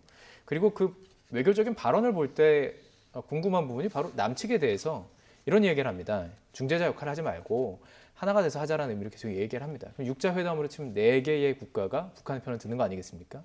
이런 것들을 어떤 염두에 둔 이 행보라고 볼 수 있을까요? 그런 발언은 뭐 여러 군데서 확인은 되고 있는 상황이죠. 그러니까는 제가 앞서 계속 육자회담의 정황이 말을 갈아탄다 정도까지 제가 말씀을 드리는 이유는 뭐냐면은 북한 쪽의 태도에서 저는 좀 그렇게 읽힌다는 생각이 드는 거죠. 그러니까 양자 구도 속에서 미국과 북한 간의 구도 속에서 한국의 역할을 통해서 미국의 입장을 변화시켜서 뭔가를 얻고자 했던 북한의 전략이 있었는데 사실은 한 번도 성공하지 못했죠. 한 번 성공했습니다. 한 번 성공한 것이 미국 정상회담을 성사시킬 때는 성공했지만 그다음부터 내용적으로 들어갔을 때부터는 사실 그걸 크게 우리 대통령의 역할이 그렇게 크지 않았던 부분이 있었죠. 지난해 11월에 부에노스아이레스 가서 급작스럽게 트럼프 대통령을 만나서 답방을 좀 더 추동력을 만들려고 갔지만 별로 큰 소득이 없었고요. 네. 이번에 또 한미 정상회담 때도 그렇게 크게 김정은 위원장을 움직일 만큼의 성과가 있어 보이지 않는 그런 상황이었습니다. 그러다 보니까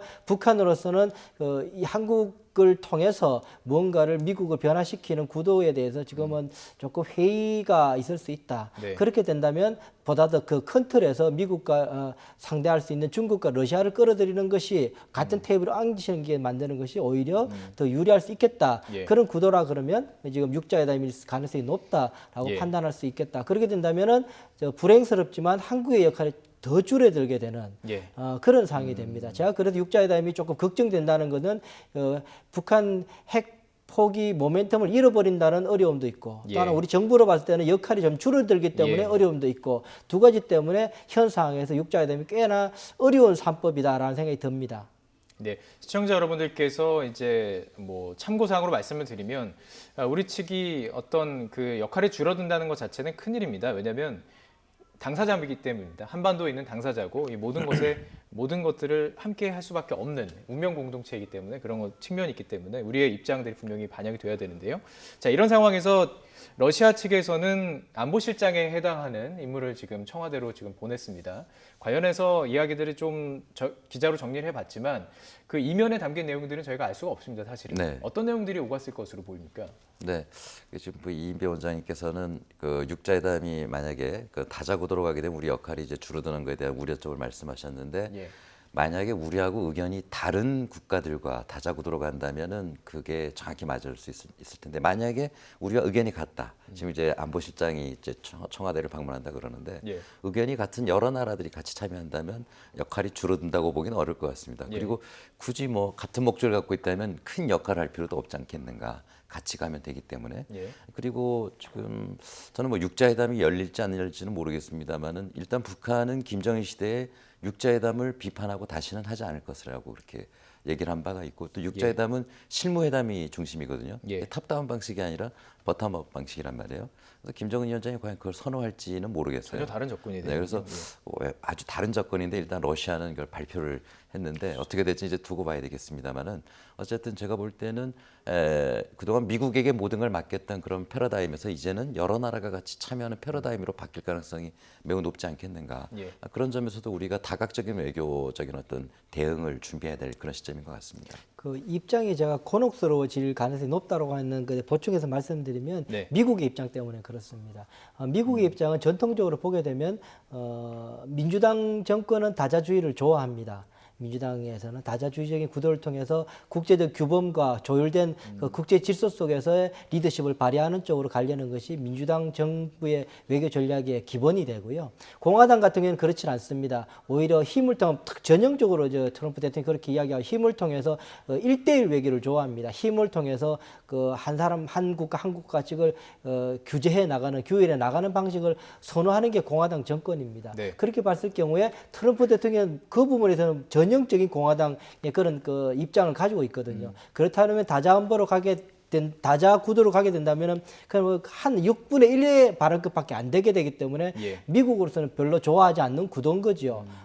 그렇기 때문에 러시아나 중국이나 북한은 원할 수 있는 구도고 그렇지만 미국은 별로 안 원할 거고 이런 거기다 한국은 과연 어떻게 행동할 것인가에 대해서 사실 조금 그 여러 가지로 고민이 많을 수 있겠다라는 생각을 그 걱정이 되는 부분이라는 거죠. 예.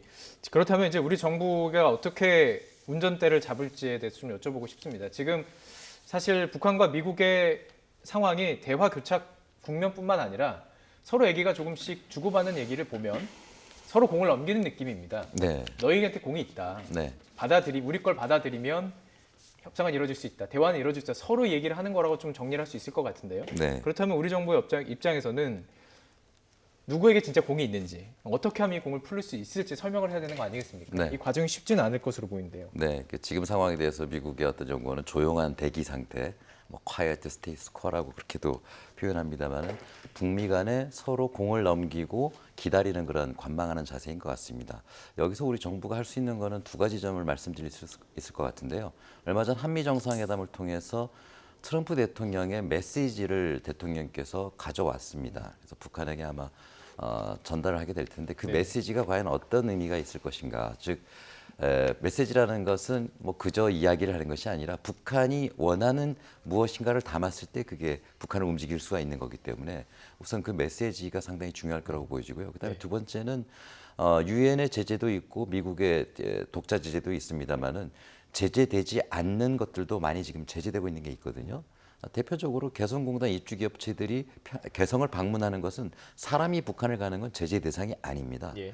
이런 것들을 그동안 8차례나 요청을 해도 막아왔던 가장 중요한 이유는 미국의 심기를 또 미국의 요청 때문에 그런 결과가 있었는데 이 제재 와중에도 할 수 있는 것들을 찾아나가겠다. 이게 올해 우리 정부의 입장이거든요.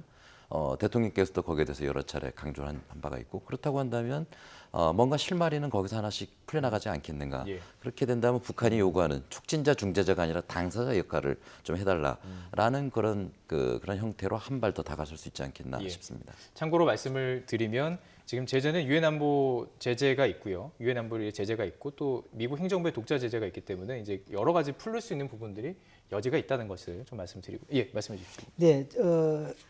우리 이제 촉진자 역할, 행위자로서 우리가 당사자 역할을 진 교수님 말씀해 주셔서 100% 공감하는 부분인데 저도 그 부분을 과연 그럼 우리가 뭘 할 수 있을 것인가 우리 정부가 하고 있지 않지만 좀 제한 삼아 좀 제 고민을 말씀드리면 우리가 이 남북 경협 문제를 너무 좀 약하게 레버지로 쓰고 있다는 생각을 조금 합니다. 만약에 미국 간의 협상에 에피타이저 수준으로 쓰는 것처럼 보여서 사실 좀 안타까운 부분이 있습니다. 오히려 남북 경협은 향후 이 북핵 협상이 잘 되어서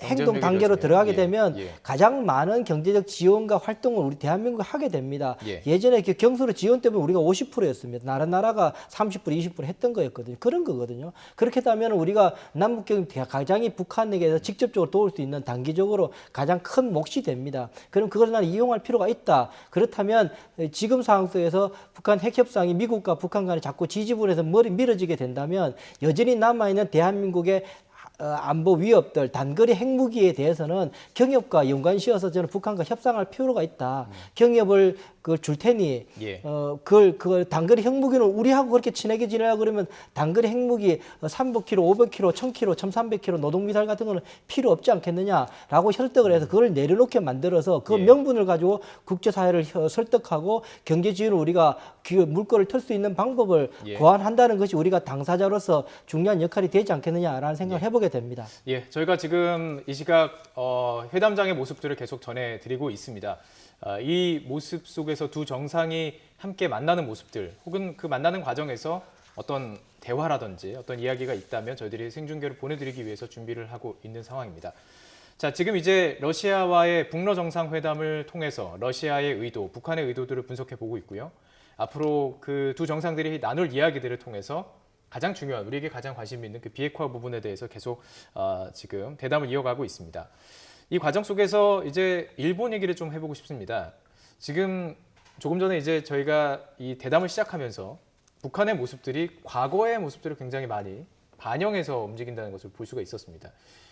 저희가 1시간 전에 이제 왕선택 기자와도 정리를 했었는데 2000년 그 당시에 김정일 위원장이 비슷한 모습들이 있었어요. 남북 정상도 만나고 러시아와도 만나고 그 과정 속에서 2001년에 9.11 테러가 발생하면서 미국과 이제 대화가 틀어지면서 이제 문제가 생겼죠. 그 이후에 일본과 만남을 또 추진했습니다. 지금 이 상황으로 본다면 지금 김정은 위원장이 중국 정상을 만나고 러시아 정상을 만나고 일본 정상까지 만날 가능성은 어떻게 보십니까? 글쎄요, 아베 정부는 그 김정은 위원장과의 정상회담도 가능하다, 추진하려고 한다 이런 의지를 몇 번 밝힌 바가 있고요. 그런데 지금 북미 간의 협상이 원활하지가 않지 않습니까? 그렇기 때문에 일본은 미국의 어떤 이런 상황에서 먼저 적극적으로 대화에 임할 가능성은 매우 낮다 이렇게 보여져요. 왜냐하면은 과거 2002년 9월 17일이죠. 그 고이즈미 총리가 평양을 무박 1일로 가서 정상회담을 하고 평양 선언을 발표를 하는데 그때 미국과 협의하지 않고 갔어요. 고이즈미 매우 돌발적인 행동이었죠. 그 당시 미국의 부시 대통령은 매우 거기에 대해서 유감을 가지고 있었고 2004년에 5월 달에도 제2차 북일 정상회담이 다시 평양에서 열렸습니다만 그때는 미리 상의하고 가긴 갔으나 다녀오고 나서 ARF에서 부시 대통령한테 얘기했을 때 부시 대통령은 김정은의 제안을 일거에 거절하거든요. 대화하고 싶다는 얘기를 바로 거절해버리고 김정은을 비난해버립니다. 그래서 고이즈미의 방북에 대해서 상당히 미국은 당시 불만을 가지고 있었고요. 지금 같은 경우에도 북미 간의 대화가 원활하지 않은데 특히나 아베 정부는 그렇게 고이즈미처럼 독단적으로 그런 돌출 행동을 보일 거라고 보이지 않기 때문에 당분간 어떤 미국과의 관계가 어떤 변화가 있기 전에는 일본이 북한과 정상회담 하는 일은 상당히 자제하지 않겠나 그렇게 보여집니다. 예, 어떻게 동의하십니까? 일본 관계에서요? 골프 회동이 조만간 이루어지게 되죠. 트럼프 대통령과 아베. 저는 왜 할까? 저는 일본의 움직임을 좀 트럼프 대통령에게 좀 설득을 하려고 그런 거 아닌가 사실 조금 듭니다. 일본에서 이 북한과의 접근하려 하는 여러 가지 조금씩 그런 징후들이 좀 저도 좀 보고 있는 부분이 있어서 심상치 않다는 부분이 좀 있거든요. 사실 일본으로서는 북한과의 관계가 좋아도 좋고 안 좋아도 좋습니다. 좋아지게 되면은 납북자 문제를 일본에서 초미에 간 납북자 문제를 세게 밀어붙일 수 있기 때문에 정치적으로 호응도가 좋아져서 좋고요. 나빠지게 되면은 정상국가와 무력을 더 강화시킬 수 있기 때문에 좋고 하기 때문에 일본으로서는 북한이 태도가 좋아져도 좋고 나빠져도 좋습니다. 그런 상황에서 지금은 한참 이제 그렇게 해서 압박을 했는 상황인데 아마 트럼프 대통령으로서도 이런 국면에서 갑갑함을 느끼게 될 때 그러면 이 역할을 내게 좀 달라라고 해서 아베가 움직일 공간을 마련할 가능성은 저는 없지 않다라는 생각을 조금 해보게 됩니다. 예, 그렇군요. 사실 이 질문 드린 이유는 그 북미 정상회담 합의가 무산됐을 당시에 일본의 변수가 있었다라는 추측들이 좀 있지 않았습니까? 존 볼턴 일본과의 관계가 굉장히 돈독하기 때문에 일본의 의견이 전달이 됐을 것이다라는 추정도 있었고요. 그런 것 때문에 일본 변수에 대해서 여쭈고 싶어서 이제 얘기를 시작했던 건데 어떻게 보십니까? 네, 그러니까 일본 입장에서는 그 북한의 비핵화가 완성되는 것은 사실 굉장히 걱정되는 부분도 있을 겁니다. 국내 여론을 위해서 핵무기가 불안한 것도 있지만 북한의 비핵화가 완결된다는 것은 북미 관계가 계속 달라진다는 걸 의미하게 되거든요. 북미 관계가 달라진다는 것은 저희가 지금 잘 인지하지 않고 우리는 살고 있습니다만 사실상 태평양 전쟁 이후 전후 체제, 샌프란시스코 체제가 아직까지도 유지되고 있습니다. 이 요지는 뭐냐면 미국이 일본을 앞세워서 소련의 공산화 확산을 막는 전략입니다. 근데 소련은 이미 90년에 없어졌는데 그동안 북한의 핵 문제가 불거지면서 샌프란시스코 체제가 지금까지 유지되어 왔던 거거든요. 그러니까 만약에 지금 북한의 비핵화가 완결이 된다라고 한다면은 이젠 샌프란시스코 체제에서 보호받던 일본이 더 이상 보호받기 어려워집니다. 일본은 이제 1대1로 모든 국가와 상대를 해야 되죠.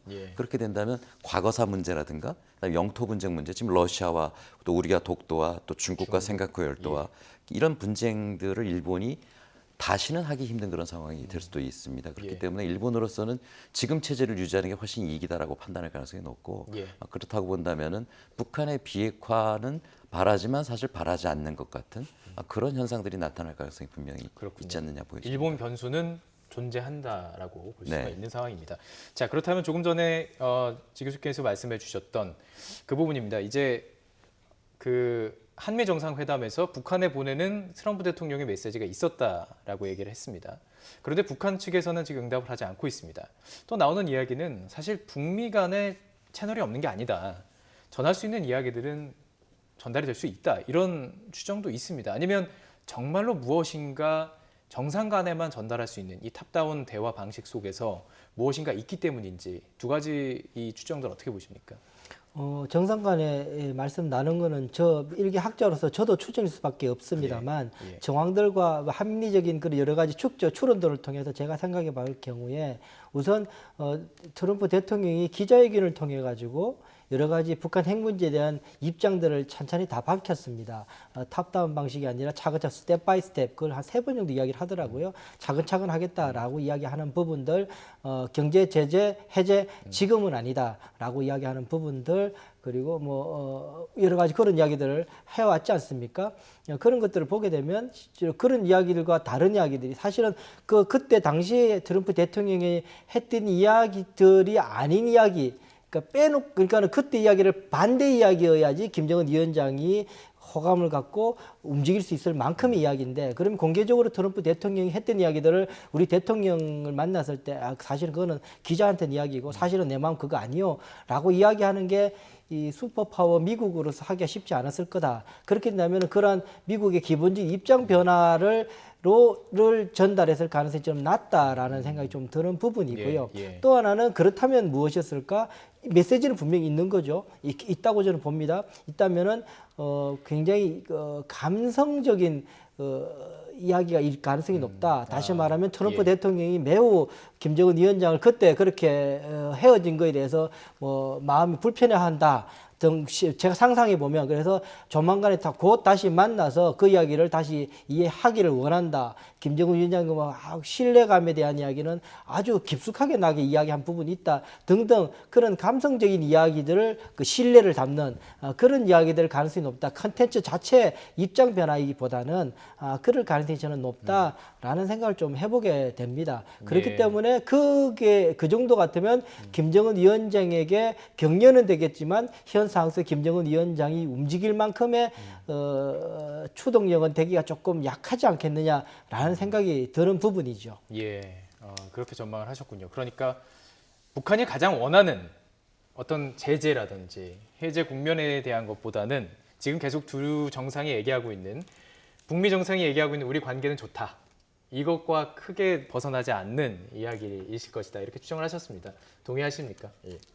저는 조금 생각이 다른데요. 그렇습니까? 예. 그러면은 뭐하러 메시지를 전달했을까 그런 생각도 들고 아마 그 정상 간의 이 메시지라고 한다면은 문서로 표현하기 곤란한 그런 부분들. 문서는 책임이 많이 따르지 않습니까? 그렇기 때문에 아마 구두로 전달할 가능성이 있지 않겠나 그렇게 보여지고요. 그리고 제 판단은 그렇게 해서 메시지를 전달하려면 북한이 요구하는 무언가가 담겨 있어야 될 것이다. 예를 들면 이미 하노이에서도 합의가 됐을 것으로 우리가 추정했던 종전선언이라든가 그다음에 연락사무소 개설 이 부분하고요. 그다음에 북한이 제재 해제를 일부 요구했죠. 민수경제와 인민생활 부분에 대한 제재 해제를 요구를 했는데 그것을 가지고 뭐 다 요구했다라고 미국은 표현합니다만 유엔 안보리 결의안을 보면 예를 들면 해산물, 씨푸드 같은 것까지도 전부 지금 제재 대상입니다. 오징어, 조개 뭐 이런 것까지. 이런 것들에 대해서 적어도 몇 개가 풀려야지만 김정은 위원장도 인민들에게 할 말이 있는 거거든요. 이런 것들이 만약에 좀 뭔가가 어느 수위에서는 포함되어야지만 그 메시지로서 의미가 있지 않느냐 저는 그렇게 생각을 해봅니다. 지금 이 시각 그 북러 정상회담장은 긴장감이 감돌고 있습니다. 그 정상회담이 곧 시작할 예정으로 보입니다. 네, 현장 취재 기자 연결해서 자세히 알아보겠습니다. 한현희 기자. 네, 블라디보스토크 극동 연방대학교입니다. 네, 조금 전에 푸틴 대통령이 도착한 모습 저희가 상징으로 보내드렸습니다. 지금 정상회담장 분위기 어떻습니까? 네, 말씀하신 대로 30분 전쯤 푸틴 대통령이 이곳 회담장에 도착했습니다. 헬기로 바로 옆 착륙장에 내린 뒤 차량으로 이곳까지 이동했는데요. 원래 지금 여기 제가 서 있는 이곳까지 통제됐지만 푸틴 대통령이 회담장으로 들어간 뒤 경계가 조금 완화됐습니다. 회담 시작을 앞두고 김정은과 푸틴 두 정상의 첫 만남을 담으려는 취재진이 늘어서 캠퍼스가 북적이고 있습니다. 애초 북러 정상회담을 위해 휴교령이 내려질 것이란 관측도 있었지만 숙소와 회담장 주변의 통제가 이루어질 뿐 수업은 계속되고 있습니다. 학생들의 캠퍼스 통행 역시 자유롭게 이루어지고 있는데 두 정상의 만남을 학생들 역시 굉장히 관심 있게 지켜보는 모습입니다. 네, 두 정상 오늘 회담에서 어떤 이야기를 나누게 될까요? 네, 러시아는 이번 만남의 핵심 의제가 한반도 비핵화라고 밝혔습니다. 그런 만큼 북러 양측이 현재 지지부진한 비핵화 협상에 대한 의견을 교환할 전망입니다. 북측은 러시아의 지지를, 러시아는 비핵화 협상에서의 입지 확대를 기대하는 것으로 전해졌습니다. 그 밖에 북러 경제협력, 특히 대북 제재에 따라 올해 안에 돌아가야 하는 북한 노동자 문제를 주로 다룰 것이란 관측입니다. 러시아 측은 예정보다 회담은 1시간가량 늦춰지고 있는 상황인데요. 러시아 언론에 따르면 1대1 단독 회담은 1시간 이내, 확대 회담은 3시간가량 진행될 것으로 알려졌습니다. 회담이 끝나면 김정은 위원장은 현지 시찰에 나설 전망입니다. 김정일 국방위원장이 잠시 쉬어갔던 호텔과 방문했던 빵 공장 등이 언급되고 있는데 이 가운데 빵 공장은 박물관도 있고 또 관리가 잘 되어서 볼거리도 있는 만큼 방문 가능성이 크다는 관측입니다. 그 밖에 러시아 태평양 함대 역사 박물관이나 숙소에서 가까운 러시아 최대 해양관 프리모르스키 오케아나리움도 가능성이 있습니다. 김정은 위원장은 시찰 일정을 마무리하고 이르면 내일 블라디보스토크를 떠날 것으로 알려졌습니다. 지금까지 러시아 블라디보스토크에서 YTN 한현입니다. 네, 이제 잠시 뒤면 북러 정상회담 시작될 것으로 보이는데요. 네, 지금 현장 화면 보여드리고 있는데, 네, 김정은 위원장이 탄 것으로 추정이 되는 차가 한 대 들어오고 있는 모습입니다. 네, 그 외교 행사장에서는 누가 먼저 도착을 하느냐도 상당히 중요한 것으로 알고 있는데요. 이 부분도 잠시 뒤에 확인이 되는 대로 저희들이 전해드리도록 하겠습니다. 자, 이 차량에 누가 탑승했는지는 아직 확인되지 않는데요. 예. 김정은 위원장이 탑승을 했습니다. 네, 김정은 위원장이 정상회담장에 도착해서 회담장으로 들어가고 있는 모습입니다. 네, 양측에 푸틴 대통령이 먼저 도착을 해서 기다리고 있었고 지금 옆에 있는 사열에 있는 군인들의 밖으로총 사이로 김정은 위원장이 웃음을 지금 걸어왔습니다. 내리자마자 웃음을 지은 것은 아무래도 대통령을 보고 푸틴 대통령을 보고 웃음을 지은 것입니다. 잠시 들어보겠습니다. 음성이 지금 들리지는 않습니다. 어떤 이야기를 나눴는지 저희들이 또 들어오는 대로 전해드리도록 하겠습니다. 악수를 나누고 지금 회담장으로 들어갔습니다. 네, 김정은 북한 국무위원장 그리고 블라디미르 푸틴 러시아 대통령이 잠시 전 정상회담을 앞두고 첫 만남을 가졌습니다. 예. 네, 의장대가 사열했고요. 푸틴 대통령이 먼저 도착해서 김정은 위원장을 맞이했습니다. 예, 서로 마주 보며 이야기를 나누고 웃으면서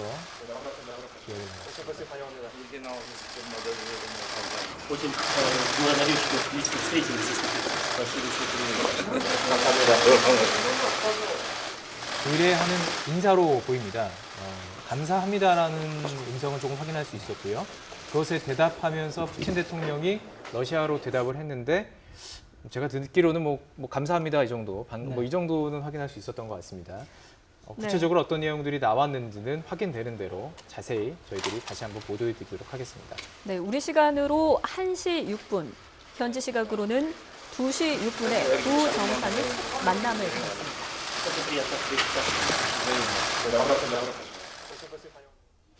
예, 지금 이 시각 또 현장 모습입니다. 지금 러시아 현재 정부 관계자들로 보입니다. 한 사람 한 사람 인사를 하면서 악수를 하며 회담장으로 들어가고 있습니다.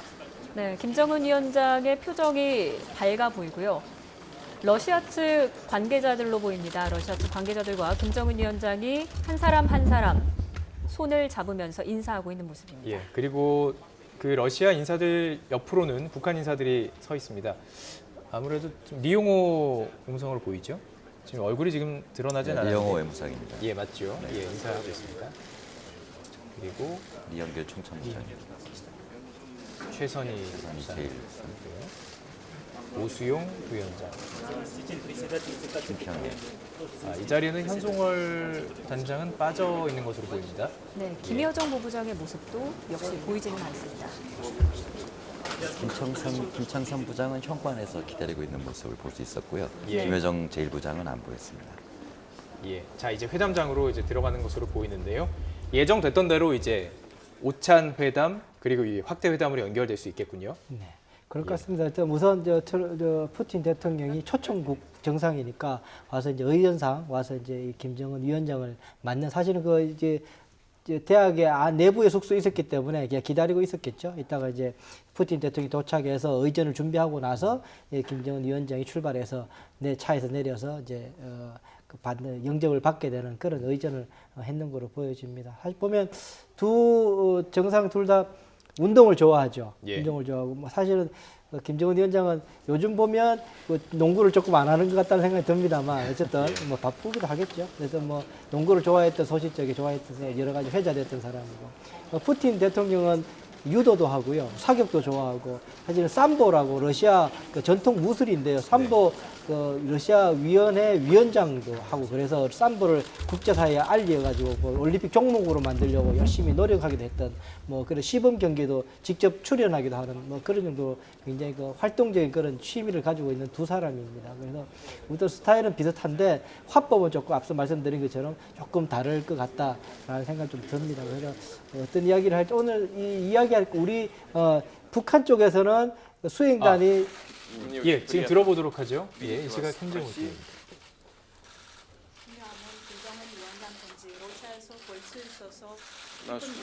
Наши коллеги давно договаривались об этой встрече.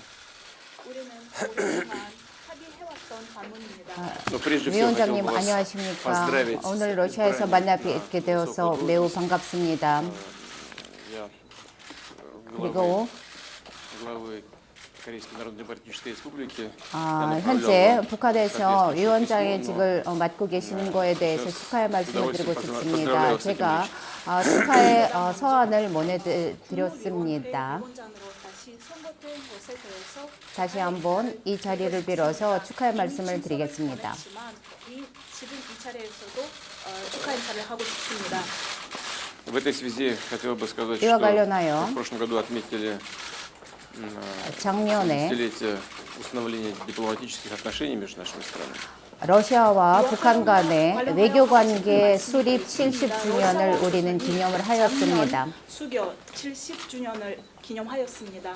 Основатель Корейской Народно-Демократической Республики совершил свой первый визит в Москву. 북한의 김일성 수령님께서는 설립한 김일성 동지께서 1948년도에 러시아를 방문을 하였습니다.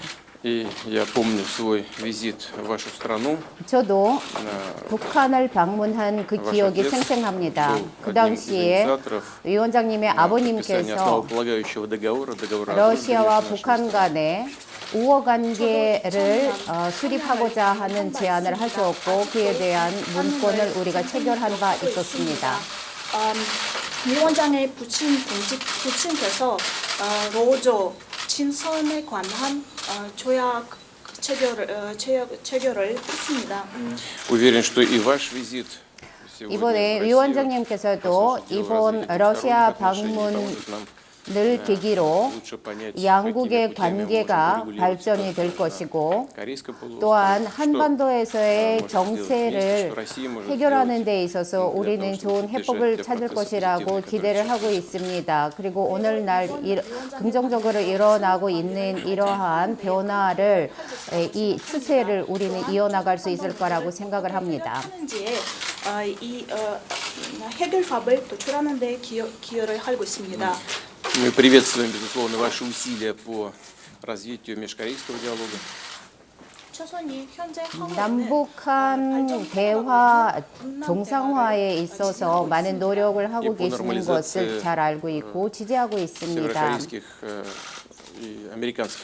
그리고 북미 관계에 있어서도 정상화를 위한 노력을 기울이고 있는 것에 대해서 지지하는 바입니다. 또한 러시아와 북한 관계에 있어서도 우리는 앞으로 통상 경제 관계 발전을 위해서 많은 노력을 기울여야 할 것입니다. 인적 교류 확대 환영합니다. 초청해주고 이번에 매우 바쁜 현장에서도 깊은 관심 돌리고 성의를 기울이고 이러면서 모스크바로부터 이렇게 수천 킬로 떨어진 여기까지 와서 만나주신 데 대해서 감사하게 생각합니다.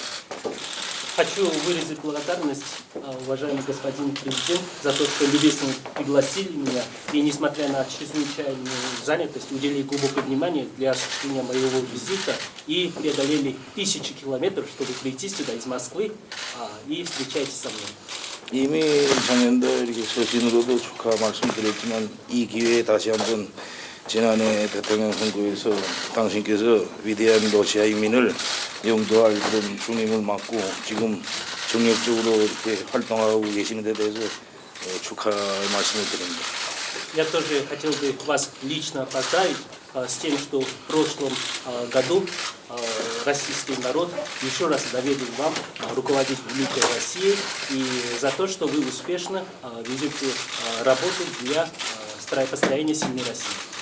이번 대통령과 만난 이 기회에 이자도 말씀하셨지만 오랜 친선의 역사 전통을 가지고 있는 두 나라 관계를 보다 더 공고하고 건전하고 발전적으로 발전시키는 데 아주 유익한 그런 만남이 될 거라고 생각하고 또 지금 전 세계의 초점이 조선반도 문제에 집중되어 있는데 이 문제를 같이 조선반도 정세를 평가하고 서로 견해를 공유하고 또 앞으로 공동으로 조정 연구해 나가는 데서 아주 의미 있는 그런 대화가 될 거라고 생각합니다. Как вы отметили, я тоже надеюсь, что наша встреча с вами, господин президент, будет полезной для укрепления и развития традиционных дружественных отношений между КНДР и Россией, которые имеют глубокие корни. А также хотел бы сказать, что сейчас ситуация на Корейском полуострове вызывает большой интерес вокруг всего мирового сообщества. И надеюсь, что наши переговоры станут важным событием для того, чтобы вместе оценить эту ситуацию, вместе обменяться мнениями по поводу этой ситуации и вместе совместно регулировать этот вопрос. 오늘 대통령과 한번 정말 유익한 그런 이야기를 많이 나누게 되기를 기대합니다. И надеюсь, что у нас будет содержательный обмен мнениями сегодня. Это будет. Спасибо. 감사합니다.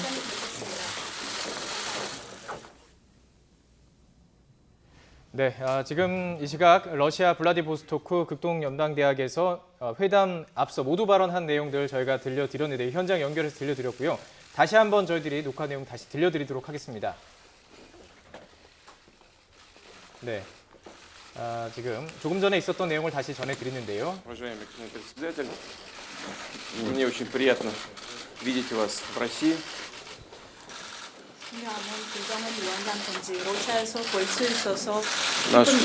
Наши коллеги давно договаривались об этой встрече.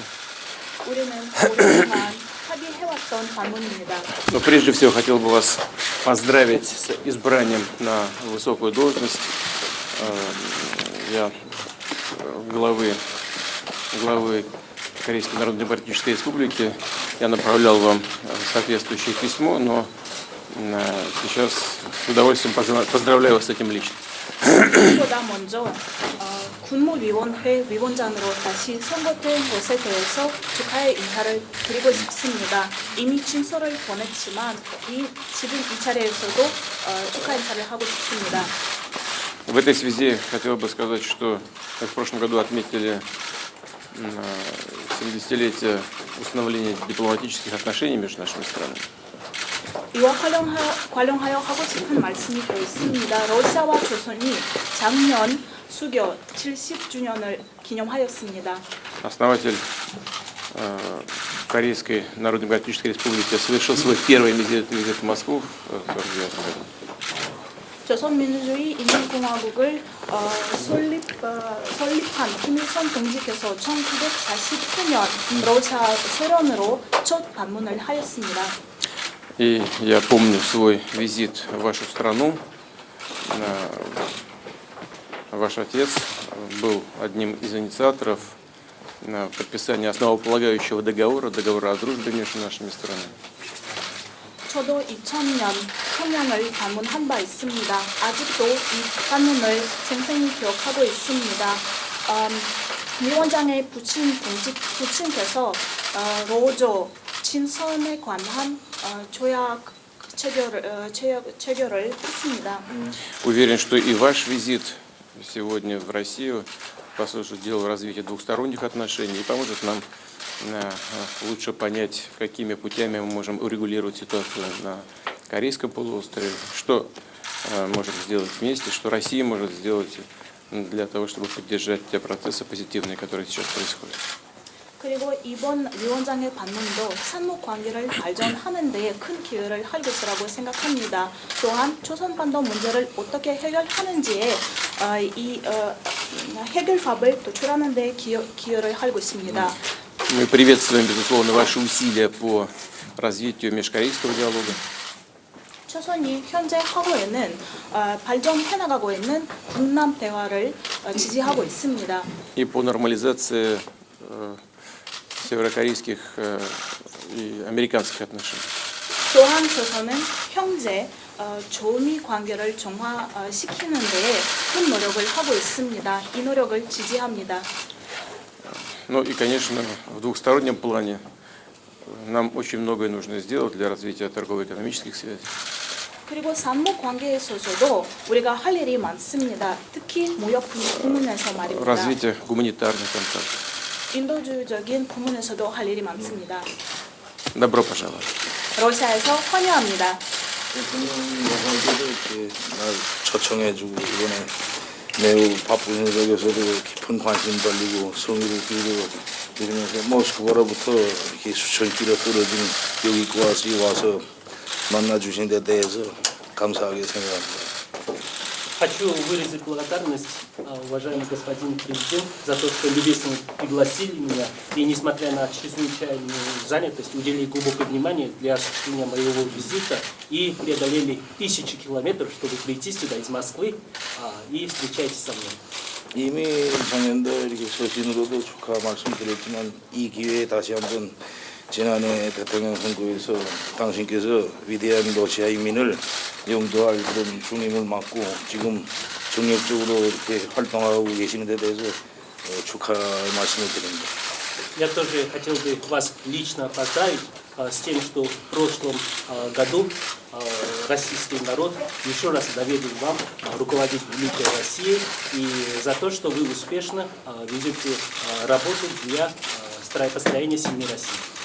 이번 대통령과 만난 이 기회에 이자도 말씀하셨지만 오랜 친선의 역사 전통을 가지고 있는 두 나라 관계를 보다 더 공고하고 건전하고 발전적으로 발전시키는 데 아주 유익한 그런 만남이 될 거라고 생각하고 또 지금 전 세계의 초점이 조선반도 문제에 집중되어 있는데 이 문제를 같이 조선반도 정세를 평가하고 서로 견해를 공유하고 또 앞으로 공동으로 조정 연구해 나가는 데서 아주 의미 있는 그런 대화가 될 거라고 생각합니다.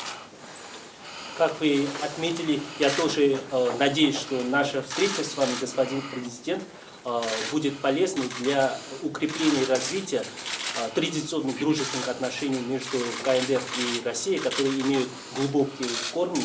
А также хотел бы сказать, что сейчас ситуация на Корейском полуострове вызывает большой интерес вокруг всего мирового сообщества.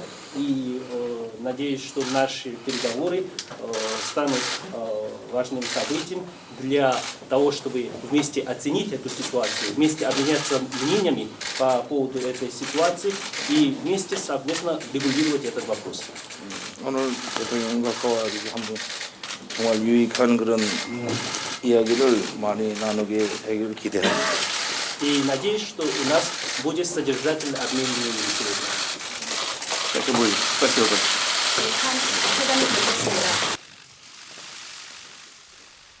네, 푸틴 대통령은 이번 러시아 방문을 계기로 양국 관계 발전을 기대한다. 또 김정은 위원장은 한반도 문제에 대해서 서로의 견해를 공유하고 공동으로 연구해 나가는데 의미 있는 대화가 될 것으로 생각한다. 이런 말을 했는데요. 자, 원장님, 어떤 말을 의미 있게 들으셨습니까? 네, 앞서 말씀하신 것처럼 푸틴 대통령이 한반도 정세에 대해서 해법이 지금 좋은 해법을 같이 마련해 보자.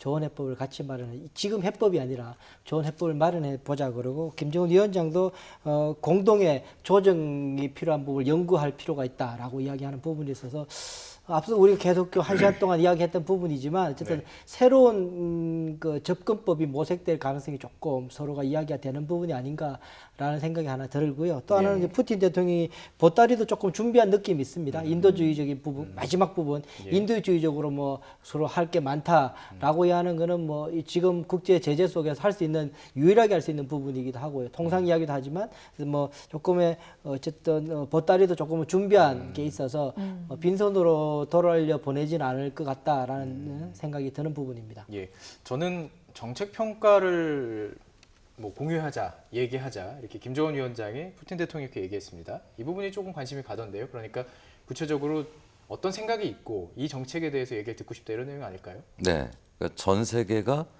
조선반도를 집중하고 있고 이러한 정세에 대해서 같이 평가하고 서로 견해를 공유하자라는 얘기를 했는데 아마 이 얘기를 들으면은 트럼프 대통령이 약간 뜨끔하지 않을까 그런 생각도 드는데 지금 북미 관계가 결렬되면서 지금 그 답보 상태에 있는데 지금 상황에 대해서 아마 러시아하고 좀 정확하게 서로 평가를 하고 이해를 공유하고 싶어하는 것 같고요.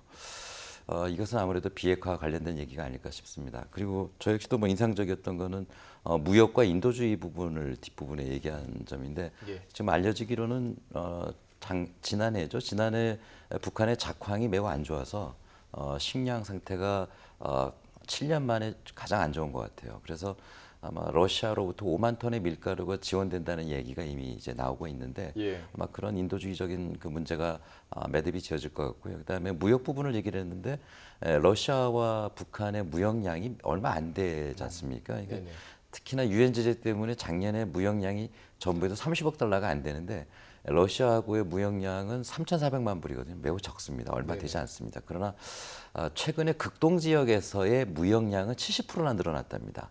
다른 부분은 제재 때문에 줄어든 반면에 연해주 지역과 북한과의 무역량은 또 상당히 그 급성장을 하고 있더라고요. 그래서 아마 극동 지방의 러시아 경제에는 분명히 중요한 의미가 있는 그런 논의가 될 수 있지 않겠는가. 그런 측면에서 좀 눈에 띄었고 역시 중요한 것은 비핵화 문제가 이번 회담의 가장 중요한 의제가 아닐까 싶습니다.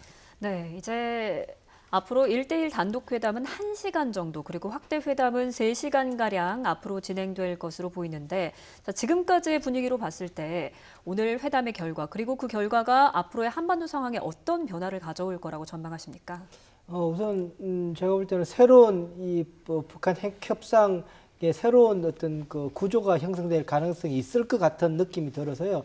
저를 좀 주목해 보는 부분이고요. 역대 보면 푸틴 대통령, 러시아, 과거 소련 때부터 사실 만만치 않습니다. 국제 구조, 세계 구조를 만지고 형성시키고 유지했던 강대국 중에 한 나라거든요. 그런 속에서 봤을 때 그 호락호락하지 않을 거다. 여러 가지 지금 미국이 구축해 놓은 경제 제재 구조에 대해서 어떤 식으로든지 좀 변경을 시도할 가능성이 조금 있어 보인다. 어떤 식으로 할지는 저도 모르겠습니다만 그것이 미국으로 굉장히 신경 쓰이는 부분이 될 것 같다라는 생각이 들고요. 또 보면 러시아는 이 끝나고 나서요.